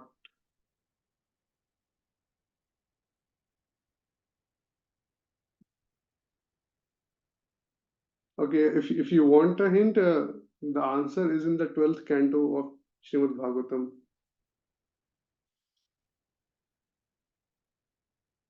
Rita Mataji, anything from your side? No idea, Prabhuji. Sorry. Okay. I never thought of that. No worries. So I have this habit of thinking about mundane matters. I was thinking why Srila Sutta Goswami, and I found the answer. So it is 12.4.43. It says that Imam Vakshati Asav Suta Rishabhyo Nami Shalaye Dirga Satre Kuru Shrestha Samprishta Shonaka Devi. So the translation goes as follows: O best of the Kurus, the same Suta Goswami who is sitting before us will speak this Bhagavatam to the sages assembled in the great sacrifice at Naimisharanya. This he will do when questioned by the members of the assembly headed by Shaunaka. So in a way, this was a prophecy already shared by Shukdev Goswami when he was doing the first round of Srimad Bhagavatam, that this will be spoken by Suta Goswami at some point of time in Naimisharanya. So this was amazing that, I mean, all these sages could say things which will become true in future. I mean, if one wants to express like that. So this was very amazing for me. So I thought maybe I'll share this to everyone. That's something I found out. And you can also take note of this 12.443 and read. There's no purport there, but at least you can just have a look of the verse, right? And so basically these sages, they were asking. So if you look at the first canto, first chapter, they're asking 6 questions. 6 questions. I mean, if you distill the conversation and find out, they're asking, what is the highest good? What is the essence of all scriptures? What is the purpose of Krishna's appearance? What are the different Purusha avatars, different Leela avatars? Where did religion take shelter after Krishna's disappearance? Right. So they ask these questions. Now, when we talk about Krishna's disappearance, they actually quote, they actually say this verse, Bruhi Yogeshwara Krishne Brahmanye Dharma Varmani Swam Kastam Adunapete Dharmakam Sharanam Gata. So they're asking, when Krishna departs from this earth, where in the principles of religions are kept? Where do they take shelter? Now, there is one more counter argument to this, where Srila Prabhupada many times says that Krishna does not appear or disappear, right? He's always there. So any analogies that you can think of in this aspect that you can share? Actually, both versions are true, that Krishna is appearing and disappearing, and Krishna is not appearing and not disappearing. So any analogies that you can think of to prove this? Like the appearance and disappearance of the sun, Prabhu? Yes, Mataji, that's very correct. Mhm. That's one. There's one more. It's not very famous, but it's in the purport. Anyone can think of it? So maybe I can share. So Prabhupada writes that it is like you are looking through the window and the horse is running. So you can see the running horse, but after some time it disappears, right? So it is like that. The horse is still there, but you're not able to see this because you're limited senses. You don't have the power to see what's happening everywhere. So the same point, that Krishna is appearing and disappearing to our material eyes, but he's always there. So these sages, they ask this question, that what happens to the principles of religion when Krishna disappears. So this is their question, the last question, and this is the last verse of the first chapter of the first canto. Then in the next 3 and 4 verses, Suta Goswami actually glorifies and thanks the sages. Then he says, he comes to 1.2.5, where he is actually thanking the sages. Again, I'll repeat this verse. Munaya sadho prishtoham bhavadvir loka mangalam yat krita Krishna samprashno yenatma suprasidati. So he is ecstatic to hear these questions from the sages, right? And so, if at this point, I would actually ask one more question, that it is all about, the focus is on asking relevant questions and about questions about Krishna, right? So if we take this premise of asking questions and seeking answers from the relevant or from the right personality, right? Can you relate this with the basis of our society or sampradaya? How can questions and answers or questions about Krishna forms the basis of our society or sampradaya? If you want, I mean, I've kind of very twisted this and tried to connect this, but I think once, if you think about this, you might get a strike, how questions and answers are the basis. Maybe you can think about the Kuru dynasty as well. You may get a connection.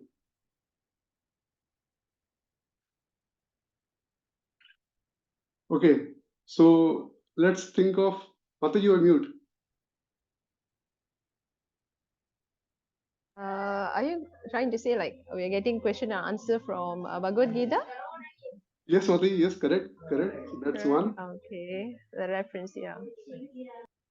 Okay, let me complete this. When Arjuna was in doubt, he asked questions from Krishna.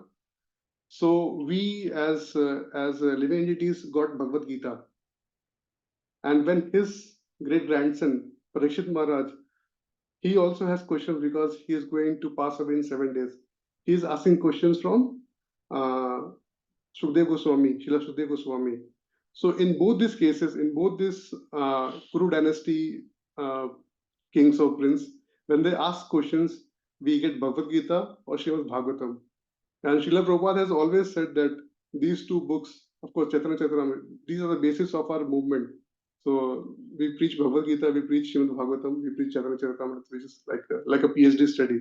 But these are the basis of our sampradaya. Or so that is how I was trying to think that without these question and answer that were done by these personalities, we would have nothing to read or discuss. So it is their blessing or how important this is to do.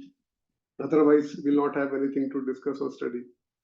And there's one more thing. So whenever Srila Prabhupada would do the classes, even in 26 Second Avenue or anywhere he was, he would always have a slot for Q&A, questions and answers.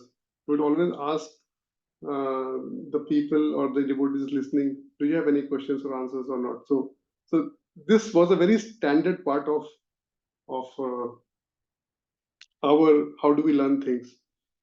And even in Bhagavad Gita, in the preface or introduction, Srila Prabhupada writes that that one of the basic condition to understand Bhagavad Gita is to ask questions, but in a submissive manner. So that is one of the basic conditions. So that is why asking question is not a mundane thing or a very small thing. It's a very, very, very critical thing if we have to progress in devotional life. So this is the importance of asking questions. And then, so when the sages ask the question that what happened to these principles, right? And then Srila Prabhupada explains that Krishna appears for two reasons, right? One is the overall is to establish the religious principles or dharma samsthapanarthaya, right? To establish religion, but within that he has two kinds of mission. One is paritranaya sadhunam and vinashaya cha duskrita. So he protects the devotees, he gives pleasure to the devotees, and then he like kills the dushkritam, so he like get rid of them. So Sudha Swami, he said that your questions is very auspicious, right? And it is very auspicious to human society. Why? Because it is related to Krita Krishna Samprashno, because you've inquired about Krishna. So one way or the other, you talk of Krishna, that is Lok Mangalam. So just by talking about Krishna, it is Lok Mangalam. And the good part is the person who is inquiring and the person who is answering, they both get purified or benefited by just talking about Krishna. And the reason for that is in the purport, where Srila Prabhupada writes that, maybe I can quickly refer to the purport, and he writes that one should learn the Srimad Bhagavatam and make an all-around solution to all problems pertaining to social, political, or religious matters.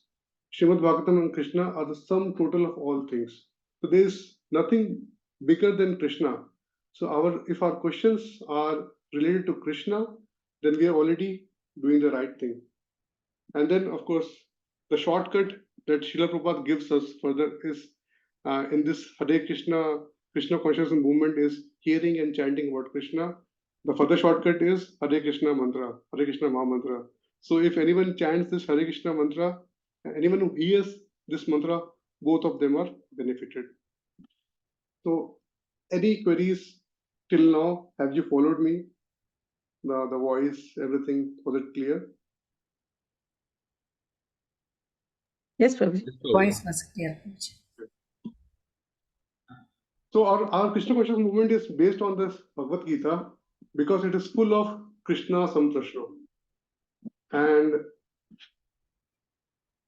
Bhagavad Gita should be read very widely, should be understood very widely, because this is the only source of auspiciously for the human society. And when I say Bhagavad Gita, it also includes Srimad Bhagavatam, because both of them are like same thing. One is an expanded version of Bhagavad Gita, Srimad Bhagavatam.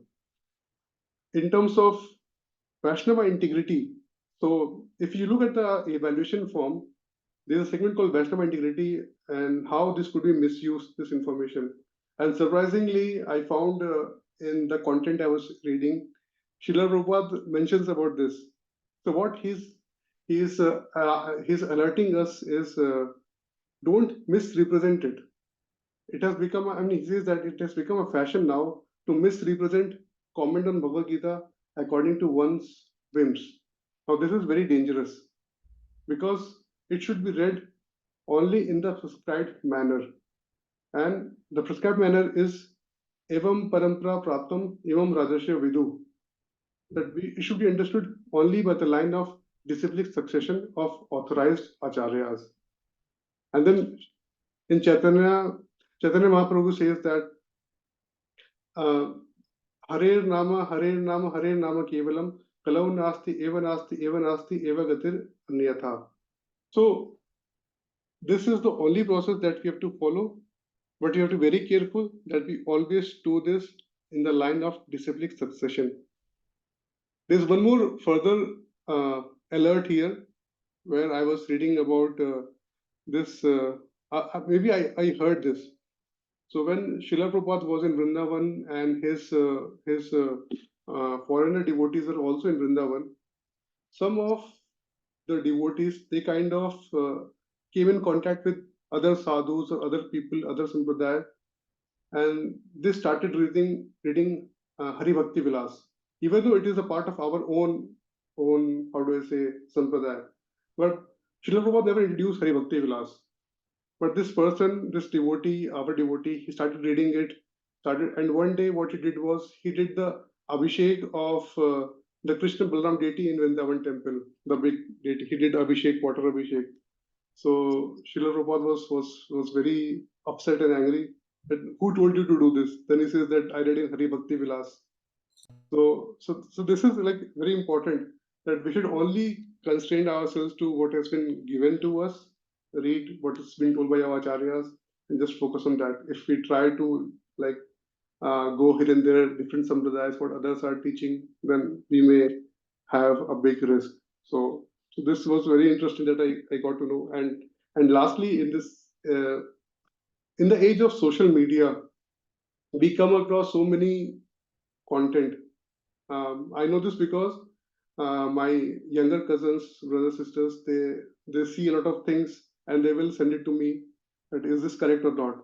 So I see a lot of rubbish things that is being published on social media about Krishna, about Radharani, about all. So they think that they're reading a good thing. They're reading about spiritual content, but actually it is published by rubbish people. It is totally rubbish. So we have to be very, very, very careful. A simple misstep here and there can lead us in danger. And it is also said that if you hear Mayavadi Bhashya, then you are ready for a very Sarvanash, right? So very, very careful we have to be here. Now, talking about Krishna, of course, this why reading about Krishna or inquiring about Krishna is the biggest thing, because there's no greater authority than Krishna. In Bhagavad Gita 10.8, Krishna says that Aham sarvasya prabhavo matta sarvam pravartate iti matva bhajante mam buddha bhava samanvita. So questioning about Krishna and answering the question is Krishna Katha. It is recommended that we constantly engage in Krishna Katha, talking about Krishna, questioning about Krishna. Then we automatically achieve Atma Suprasidhati. So this is the key word that will appear multiple times. We are hankering about peacefulness. I mean, I think Sadhu Gauranga Prabhuji asked this question about happiness, that everlasting happiness. So the answer is here. The peacefulness of our atmosphere, everything, this can come only by inquiring about Krishna, taking answer of the question, and both, of course, which I mentioned, that questioner and the answer giver, both will be pleased. It has also been seen that when, as devotees, somebody is inquiring to you about Krishna, one becomes instantly very happy that, okay, you're talking about Krishna, let me try to answer you. So this is like naturally, I mean, I've personally seen that if somebody is coming and asking me any queries about Krishna, talking about Krishna, I personally become very happy. I'm sure everybody does. And if I don't know the answer, probably I'll approach senior devotees that how do we answer this? What is the rationale behind? So this is and our discussions in the previous classes, all those things. So that's very, and that gives us this feeling that why questions and answers about Krishna are so pleasing, right? Now, in the next verse, after this verse, right, it is ordained by the supreme authority. What is dharma, right? So it says that sa vai pumsam paro dharma yato bhakti adhokshaje ahituki aprahita yatma suprasidati. So this verse also has suprasidati. So what it says is, if you want actual peace, atma suprasidati, then you have to accept paro dharma. Paro dharma means superior or supreme dharma. So the inverse would be apara dharma, which is dharma of this material world or activities of this material world. So if we have to achieve that, we have to like focus on apara dharma, which is spiritual activities. Now, if I talk about preaching application, so this is the other way around. I'm putting the perspective. So when I was just married, I was in 2014. I had experience of just 2 years of exposure of Krishna consciousness. My wife and me were very new, right? So we had some difficulty in managing our spiritual life because neither our parents were expecting this Krishna conscious lifestyle for us, and nor it was like a fashion to do these things, right? At such young age, and because we were first generation devotees, I mean, we were not as lucky as Kisida Mataji. So what we did was we went to our temple president and we shared. So Prabhuji told us so many things, right? And what stayed with us was keep Krishna in center of your lives, right? It should not be about you or me. It is about Krishna and services to him. Now, at the tender age, we didn't know practically how to do that, right? Because he said a lot of things, but it was just bouncing off our head. But we just kind of held on to this keep Krishna in center of your lives. So what we did was we understood not much, to be very frank, maybe 2 or 3%. We continued to do our services together. And eventually we started realizing what it means, because it was not about me or him, it was just about Krishna, the services that we're doing, trying to help each other, doing things together for the pleasure of Krishna. So even though sometimes there were verses that you would read that Krishna is the supreme enjoyer, you are not the enjoyer. But then we would think, but I'm eating this prasadam I'm enjoying, then how is Krishna? So there were so many things that we were not getting at that point of time. But gradually with association with talking to devotees, hearing lectures, we got to experience little better. Maybe we have not yet done everything in terms of experiencing, but we got the whole point that if Krishna is at the center, then you are actually in protection of Krishna, right? So, and in the Shastras also it is recommended that the Saiva Hito Prayeta Kuveduna Lavyate Yat Brahmatam Upare Adha. So we should not waste our time for improving our economic position as well, right? That is already settled. And for Grihasthas, Srila Prabhupada has given us this deity worship program at home. So every family can keep Radha Krishna Vigrah, I mean, based on your qualification, or Lord Chaitanya photo Vigrah.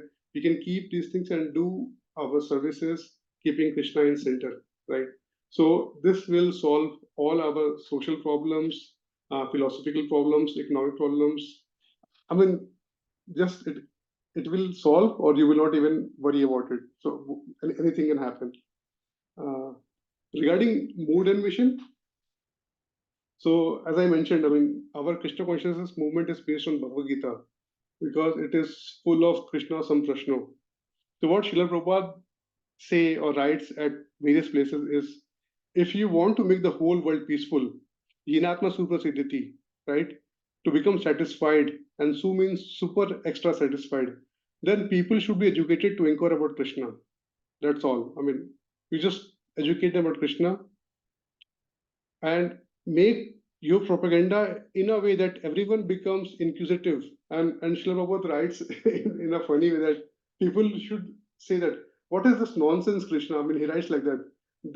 What is this nonsense, Krishna, they are speaking? So at least they will be forced to think about Krishna and try to impress the whole world about Krishna Samprashna.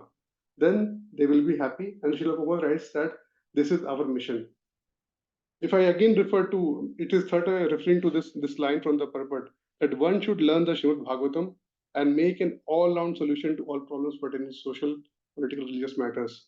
Srimad Bhagavatam and Krishna are the sum total of all things. And lastly, I also came across what efforts Srila Prabhupada took to establish temples at these places, right? So that was his whole program, to give us this society, this temple, this infrastructure, so that we can come here, take association of devotees, have a safe environment around us, so that we can continue our devotional life. So I feel really thankful to Srila Prabhupada. I mean, and that bhajan, Prabhupada, Yadi Prabhupada na hoito. So that it really rings alarm bells in my mind, because like when in early 20s, Kisida Mataji was learning verses, I was totally thinking about how to get a good job, how to have a nice home, nice car, nice family. So that was going on in my mind. So thankfully, I got saved and at least brought me into this fold. So yeah. And in terms of personal application, see, actually, this is really what we felt at home, that how many times it happens that when I come from office, I had a habit of asking what is for dinner, right? But we never thought that what has even Krishna taken his bhoga, and and then maybe I should ask, what has he taken? Asking about the bhoga or dinner even before it has been offered is not good. I mean, so you are like taking, like, mentally you are like taking that bhoga even before Lord has taken it. So we feel hot and cold, right, as the weather conditions change. How many times do we think? I mean, at least, I mean, yeah, most of you are like nice devotees. You would be thinking about deities that, okay, they may feel hot and cold, but in general, people like me, we may not worry so much. We may just put on the fan for the whole day, not worrying about is it cold or not. So we should always have this inquiry that how would the Lord be feeling right now? If I'm feeling cold, then He's also feeling cold. In the famous book, Perfect Questions, Perfect Answers, right? Srila Prabhupada is telling Bob Cohen of that time, now he's, I think, Brahmatirth Prabhu, maybe that is the name, that when you teach science, right, because he was a science teacher, teach them keeping Krishna in center. And he gives example, like, for example, water is made up of hydrogen and oxygen. So that is the science that they combine together and give water. But we have to also tell the students that just imagine the ocean, how much oxygen and hydrogen is there. Who gave all this materials, right? It is provided by Krishna. So Krishna is behind everything, right? Um, Next point about personal application is, if you look at your surrounding, a normal definition of sense enjoyment is, at least what I see, is going to a nice place, meeting friends or relatives, and then eat some food, right? So these are the basic sense of enjoyment in today's world. But and if even as devotees we go out and relish outside food on birthdays and anniversaries, then that's not the right thing, because on this day we are more supposed to serve the Lord, prepare nice dishes for Him, and then take it as a prasadam and enrich ourselves. So yeah, that is what personal application to me is about. Keeping Krishna at center, inquiring about him, what he may be feeling, and how to apply it in our lives. And lastly, I'll quickly, I've spoken so many things, but in terms of summary, I have just 4 points that I want you to take away, right? The first point is, if we discuss about Krishna, we question about Krishna, if we try to understand Krishna, then our life becomes perfect. simply by just trying to understand Krishna. That's point number one. Point number two, our business should always be to inquire about Krishna, because as soon as you understand God, Krishna, then your material conditioned life will be finished, right? The third point is again from the Prabhupada, the fourth time I'm saying that one should learn Srimad Bhagavatam and use it for the all-round solution. And fourth is we should practically bring Krishna in the center of our lives and follow the program given by Srila Prabhupada. Just focus on what Srila Prabhupada, our Acharya's Guru Parampara is telling us. And I think our life will be successful. So here I'll stop my presentation or class. I seek forgiveness if I've spoken anything wrong, because I'm very, very, very junior to all of you. So please forgive me, and please let me know if you have any comments or corrections, anything that can help me in my spiritual life. I have my initiation in 8 days' time, so I really begging for your mercy. So please help me in my spiritual life. Thank you. Hare Krishna. Hare Krishna. Thank you so much, Bhakti Vaibhava Module Prabhu, for a very beautiful presentation. My congratulations to you for your first initiation, which has been happening in 8 days. So, Prabhuji, now I request any devotees to ask any question if you have on this topic. Hare Krishna, Prabhuji. Hare Krishna, Prabhuji. Prabhuji, I had a question related to a statement that Prabhupada makes in the purport. I wanted you to elaborate a little bit more on that. In the last paragraph, Prabhupada says, we cannot live for a moment without being questioned or without giving answers. Can you elaborate on that? This is about the general tendency of us. I mean, if you look at non-devotee life or devotee life, everywhere we're asking questions. Just that because the person has a different atmosphere, he will ask different questions. So this is what is being referred, like going to office, what kind of day I will have, what kind of food we'll eat. So without question and answers, we cannot survive. It has to be there in any case. So this is what I think Srila Prabhupada is referring to. It is in general, everybody, every living entity is asking questions. So Prabhuji, related to this, I have heard a statement.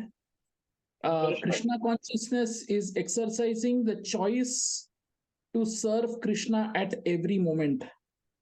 At every moment, we have to exercise, am I going to serve Krishna or am I going to serve Maya? That I mean, that's my understanding of what is being, I mean, that's what Prabhupada is talking about in this statement, my understanding. Okay, Prabhuji, maybe it can be true, Prabhuji, of course. So I'll probably will ask Sarveshwar Samdan Prabhuji if he can comment. So when I read this, but what I understood that everybody is, I mean, because the purport here, Srila Prabhupada writes that even the animals are asking questions, normal mundane people asking questions. So yeah, it happens that every time there's a question in our mind. If there's a devotee, he will think about what can I offer to Krishna, what kind of bhoga I can prepare, what kind of clothes can I bring him. So these kind of questions appear. Mundane person, what kind of home can I have? What kind of girl I can marry? So the questions are there, the variety changes. Hare Krishna. Thank you so much for answering the questions, Prabhuji. Definitely, Prabhuji, I would like to comment on this. Even I want to comment on this, particularly on the topic question and answer pattern. And I didn't get the second question exactly, Vaibhava Module Prabhu. What Prabhu asked, what is the second question? Prabhuji, What did Prabhu just ask? I was not asking a second question. I was commenting. I was saying that Krishna consciousness is a moment-to-moment decision that we have to make. For the question, there are two questions, right? Are you going to serve Krishna or are you going to serve Maya? At every moment, we have to take a decision on that. And I think when Prabhupada makes a statement about moment for every moment, I think he's referring to that. Yeah. Okay, we can take it like that also. But Prabhuji, even I want to ask the same question to all of you. So why is that in the scriptures, everything is in the question answer pattern? Like says of nine Sharan asking questions to Srita Goswami, and then Parikshit Maharaj asking questions to Srita Goswami, and then he is answering, and everything in the question answer pattern. So even the Vidura and Maitreya, and then King Nimi and Navayogendras. So everywhere, as Rahuguna is asking, and then who is that? Jada Bharata is answering. So like that. So why is it that everything in question answer pattern? Here, almost Prabhupada explained it. Prabhupada explained in purport, but I want a specific reason. Can anybody guess? Can anybody Prabhuji, it try? is, can I share, Prabhu? Yeah, please, sorry, please. Yeah, I don't know if that is wrong. But what I understand that the question answer, if there is no question answer, then we cannot get the Gita and Bhagavatam with us, and we cannot get the instruction and then all this, how to perfect the human form of life. Like that, is it, Prabhu? Okay, but it can be given in any other format, right? Just like in an essay, which doesn't have any question answers. It can be in that format also. So why there are continuous questions? I mean, in the middle also they stop and they ask a couple of questions and they just start speaking on Because those questions. the hearer is so attentive hearing, so like in like in Parikshit Maharaj, in many cases, in many times he was so attentive, so he immediately asked question. For example, in the 10th canto, when he just uh, talking about the Agasa Lila, so that time he was asked such a question, then Sukdev Goswami start, I mean, in the Bomba Viman Lila and then Agasu Lila, something means in 1 year that there is a gap, no? So like that he was asking the question, and that's why we get the answer. Definitely. Prabhu. Any other guess from anybody else? Hare Krishna, Prabhuji. Yes, Prabhu. See, related to asking questions, I have heard a statement. It goes something along the lines that when a person asks questions, it's a sign of intelligence.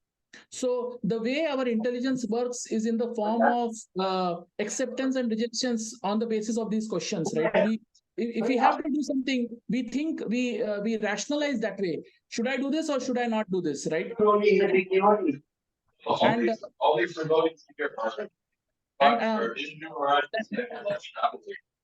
Prabhuji, there's a lot of noise. So, and that's why the Vedic approach of, I think there's like Purva Paksha and something, I don't know what that, there's a technical term for it, like asking questions and getting Yeah, answers Pura and all that. Paksha and the Siddhanta Paksha. So Vishwanath Chakravarti Thakur writes his commentary, everything in this conversation pattern. He himself raises a question and he answers it. He himself raises a question in the purport and he answers it. So Pura Paksha, he asks, I mean, whoever is raising question, he's called Pura Pakshi.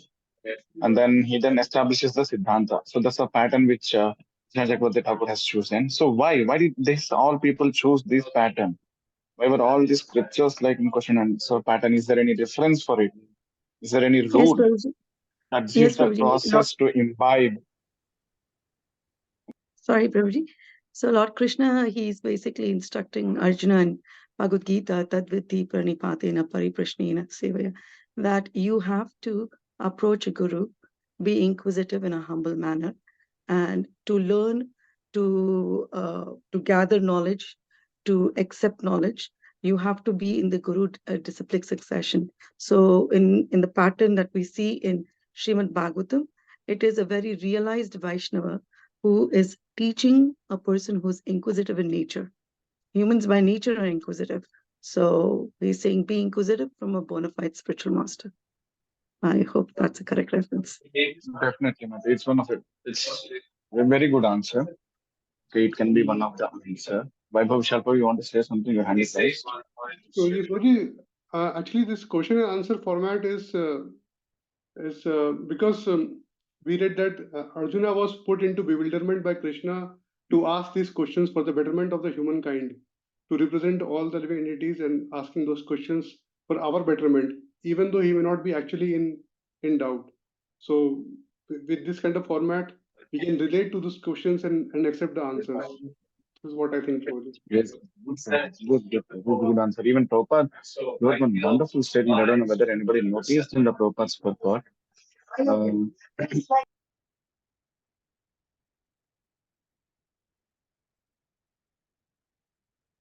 Did you find the statement, Prabhu? Satisfaction of the soul can only be obtained by question and answers on the subject of Krishna.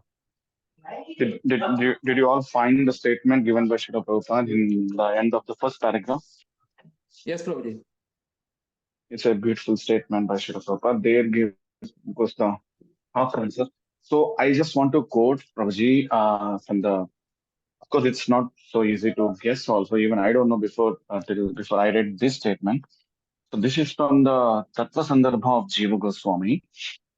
Just for information, extra information, Prabhuji, that there is one. You know Nyaya Shastra. Does everyone know Nyaya Shastra? There are 6 kinds of. Yes, Prabhuji.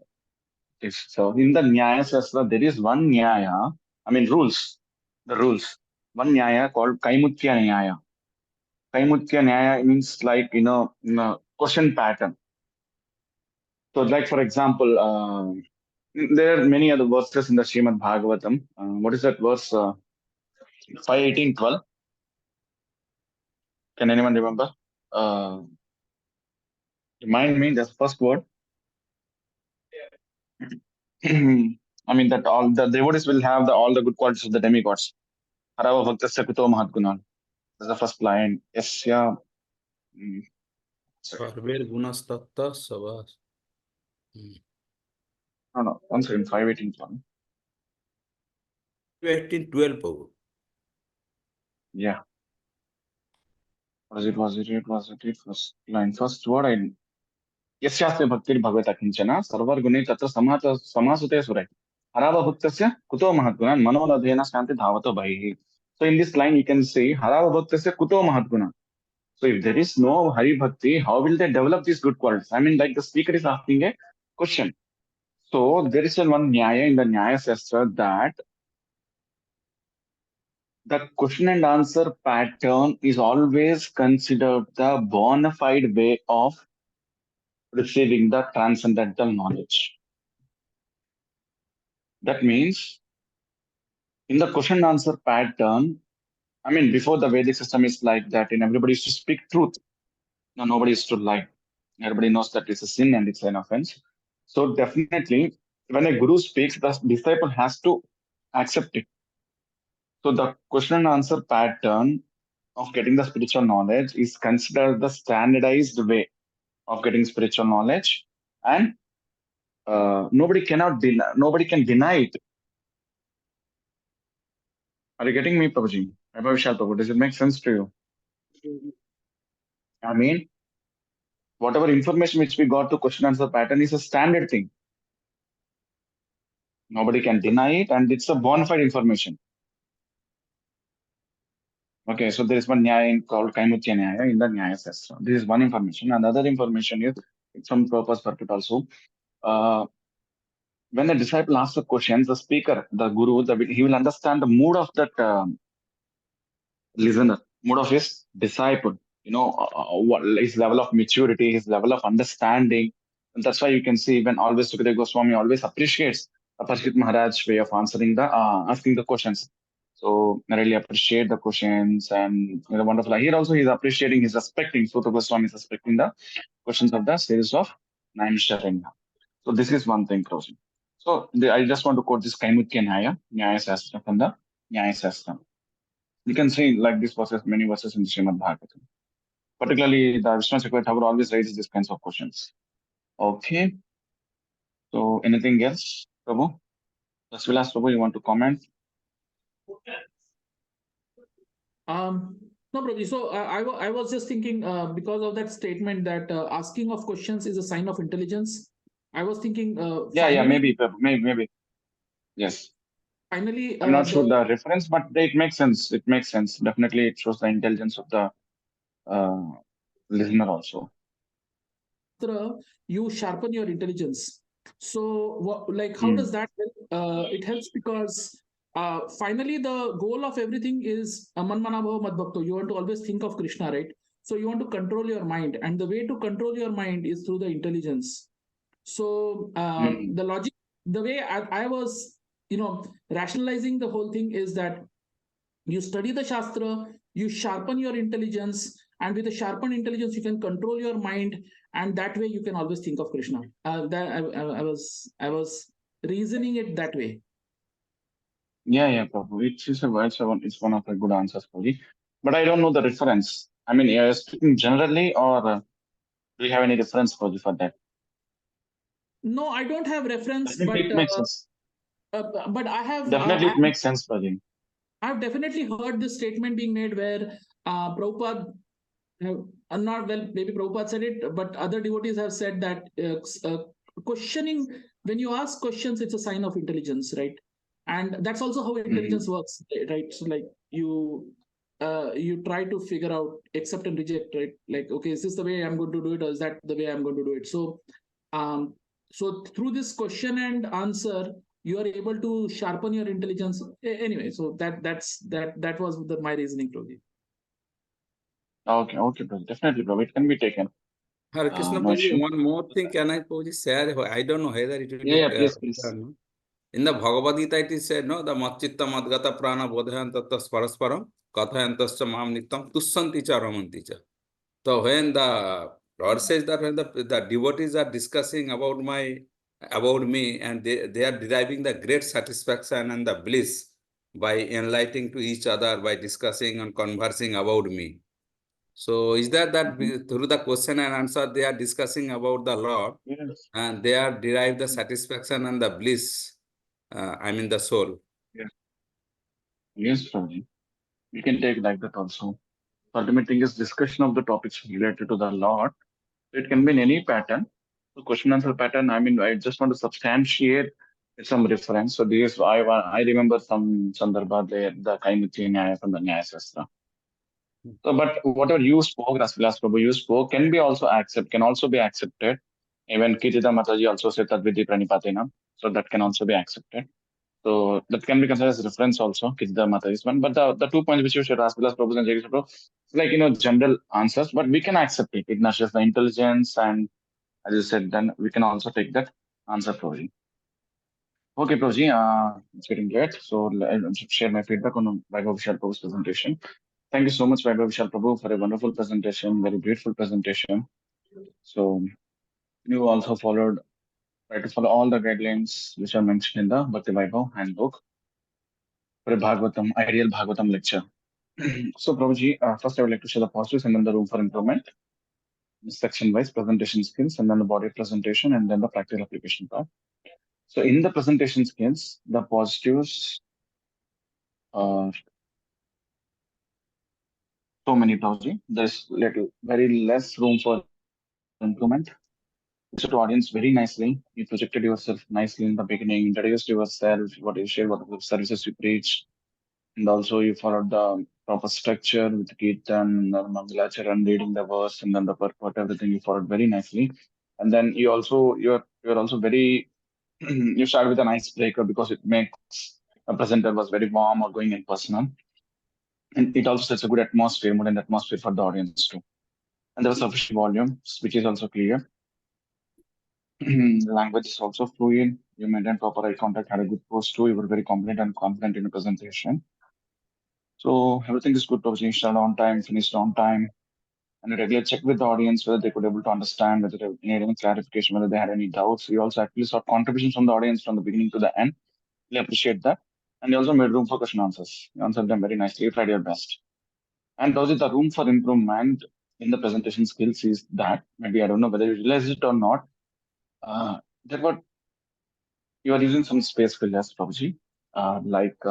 So. You are repeatedly, you are often using the word so, maybe knowingly or unknowingly comes, maybe just by practice, maybe by feeling not nervous, by feeling not anxious, definitely we can overcome it. Just take your time. If you don't remember anything, just take your time and then start speaking. And then there is a little word called sometimes, just kind of space filler. So these two space fillers can be avoided. And then the gestures project, I already told all the students, please set up your camera in such a way that I can see your hand movements. So I can't see your hand movements. I can see only your chest and the head. And I hope you have used the gestures. That's all, Project. The room for improvement in the presentation skills. And coming to the body of presentation, Very nice, Roji. Excellent positives. So many positives that you read the Sanskrit verses with nice correct pronunciation too. Maybe you can also read it with some relevant meter, Prabhu. I mean, I don't want to use follow the perfect chandas, but still, just like a prayer, just like a song, you can read it. Munaya sadhu pustoham, like that. The tone. Avadbhedlokamangalam, yatkrita Krishna samprasno, enatma suprasidati. It's just like little pleasing. It may not be the perfect chandas. Even I don't know the perfect chandas. Who has Sanskrit basics, they know the perfect chandas, but still, it can be like a song wherever possible. Okay. And yeah, give a nice overview of this section of Srimad Bhagavatam, Toji, how the conversation started and where it started, and you started glorifying Naim also. I really appreciate that. The importance of Naim. And then you explain all the philosophical concepts of this verse and also the purport, Srila Prabhupada's purport very nicely.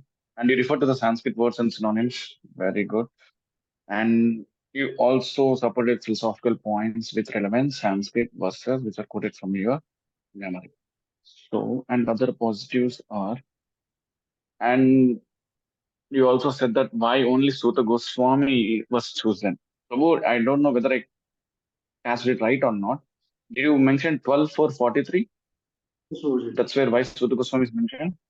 Yeah. Okay, maybe I will refer it definitely. 12 for 43, and also explain two analogies, the Krishna's appearance and disappearance. And then the six questions of is of Naimisharanya, and also importance of question and answer pattern, and also the Vaishnava integrity, particularly cover this topic, like how it can be misused. And then, yeah, these are the positives, Prabhuji. And then the room for improvement, Prabhuji, Vaibhav Prabhuji, that you didn't quote many relevant verses, Prabhuji. I feel that some more verses can be quoted. You quoted one from Bhagavad Gita, Bhava Samandita verse, and then I didn't find many verses. So, for example, you can quote where Prabhupada is mentioning that once the Krishna is satisfied, the Jiva is also satisfied. Did you catch the statement Yes, in the Roji. verse? So I purposefully took that out, Prabhuji, because my timing was going beyond. So I was barely able to finish on time, so I have to remove certain content, and I was. Yeah, yeah, good, good. But still, I want you to add some verses. But I just chose these two verses from the Prabhupada's purport. Just how once Krishna is satisfied, everybody else can be satisfied. Can anybody quote the famous verse? This is the watering plant, Prabhuji. The roots are watered, so everything is satisfied. Very good, very good. What is the verse number, and can anybody decide the verse for me without seeing? I included it, Prabhuji, but I removed it at the last moment. Is it? Oh, is it? So it's actually 431:14. यथातरोर्मूल निषेचनेन तृप्यन्ति तत्स्कन्द भुजोपशाखा प्राणोपहारच्छतेन्द्रियाणां तदैव सर्वाहरणमच्युतेज्य. It's a very beautiful verse, just like how yathataror mula nisechanena, just by watering the roots of a tree, how you are going to nourish the whole tree. So no need to nourish individual leaves. It's a common example quoted by Srila Prabhupada many places. You need not to nourish the leaves, nourish the trunks, nourish the flowers, nourish the fruits. So just if you nourish the roots, it will give nourishment to the whole tree. And also if you just nourish the stomach, you will nourish all the senses, all the limbs. So no need to nourish them individually. Just like if you nourish the Krishna, in the same way, if you try to satisfy Krishna, try to please Krishna, then it will automatically satisfy all the demigods and everybody else. So something like this one verse which I recollected, and then Prabhupada is also covering one verse 15:15. I don't know whether you mentioned it or not. Prabhuji, Did you quote that verse, Prabhuji, and explained it? it is a part of purport, Prabhuji. That how he is saying. Okay, maybe you can also quote and explain that sloka, Prabhuji. When Prabhupada quotes any analogy and Prabhupada quotes some verses, you can also explain those verses. You can also take some points from those verses also. Vedic Like, 15:15, yeah. yeah. And at the end, Prabhupada is also like glorifying the Bhagavatam and also the keeping center in the Krishna. Of course, your main theme is that Prabhupada is also glorifying the Srimad Bhagavatam And we can quote some relevant verses. Yamba Isruya Manayo Krishne Paramapurase Bhakti Ritpadire Pumsam Sokamoha Bhayapa. And then Pravistaha Kannarandrena Swana Bhava Saruruham Dhunoti Samalam Krishna Sarilasya Dhasharat. Just like by listening to Srimad Bhagavatam, Krishna enters in the form of Srimad Bhagavatam, in the form of sound incarnation and lotus form of our heart, lotus and he sits, and then he starts cleaning. Just like he just starts purifying her. Just like in the autumn season, just like how the rainy water just cleans away the muddy water. In the same way, Krishna also purifies or contaminates. This is from the second canto only. It's within your syllabus. Of course, Yadataran Munisachan is from fourth canto, but you can quote any other verses. If only from the 1 to 3 cantos, but any other verses also. Okay, and the other room for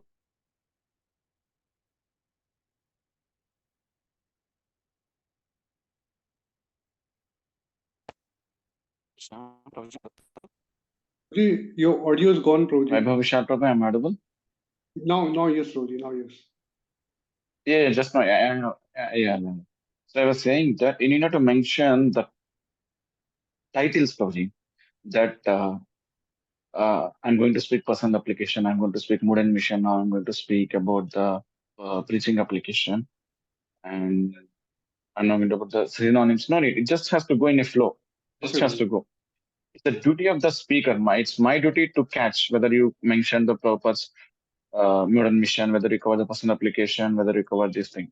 Just like even the Mataji also mentioned, I want to share the previous Mataji, forgot her name. So Mataji also mentioned the personal application part actually, and no need to mention each and every title. It just has to be in a flow. And that's all. That's all room for improvement. And practical application, yeah, probably you really did a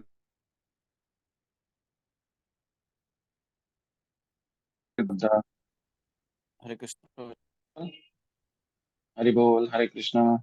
Yes, Prabhuji, you are gone for 5 seconds, Prabhuji. We could Hare not hear. Krishna. Prabhuji, am I audible?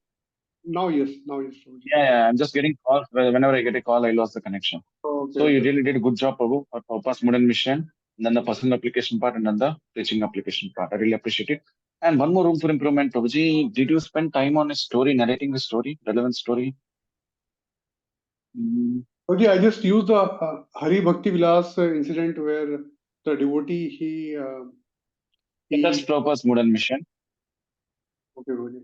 Yeah, In I used a story in the very beginning, Prabhuji, about this temples, but it was not related to my topic as such. Yes. Maybe if possible, any story relevant from the scriptures, Prabhuji, it would be very nice. You can narrate it. So that's all, Prabhuji. Overall, it was a very beautiful presentation, Vaibhav Vishal Prabhu. You really focused on the theme, how we should keep Krishna in the center. Even you shared your personal application part, when you entered the Grihastashram, then how you changed your life by keeping Krishna in the center, and even it's a personal application for everyone too, how we can keep Krishna in the center and go ahead. So thank you so much, Vaibhav Vishal Prabhu. Would you like to respond to your feedback, Roji? Yes, Prabhuji, I think this is all. I would say, I knew this will come, but I had very little room to add. So these points. So I was expecting that. I knew these are the shortcomings in the presentation. So which is very rightly pointed out.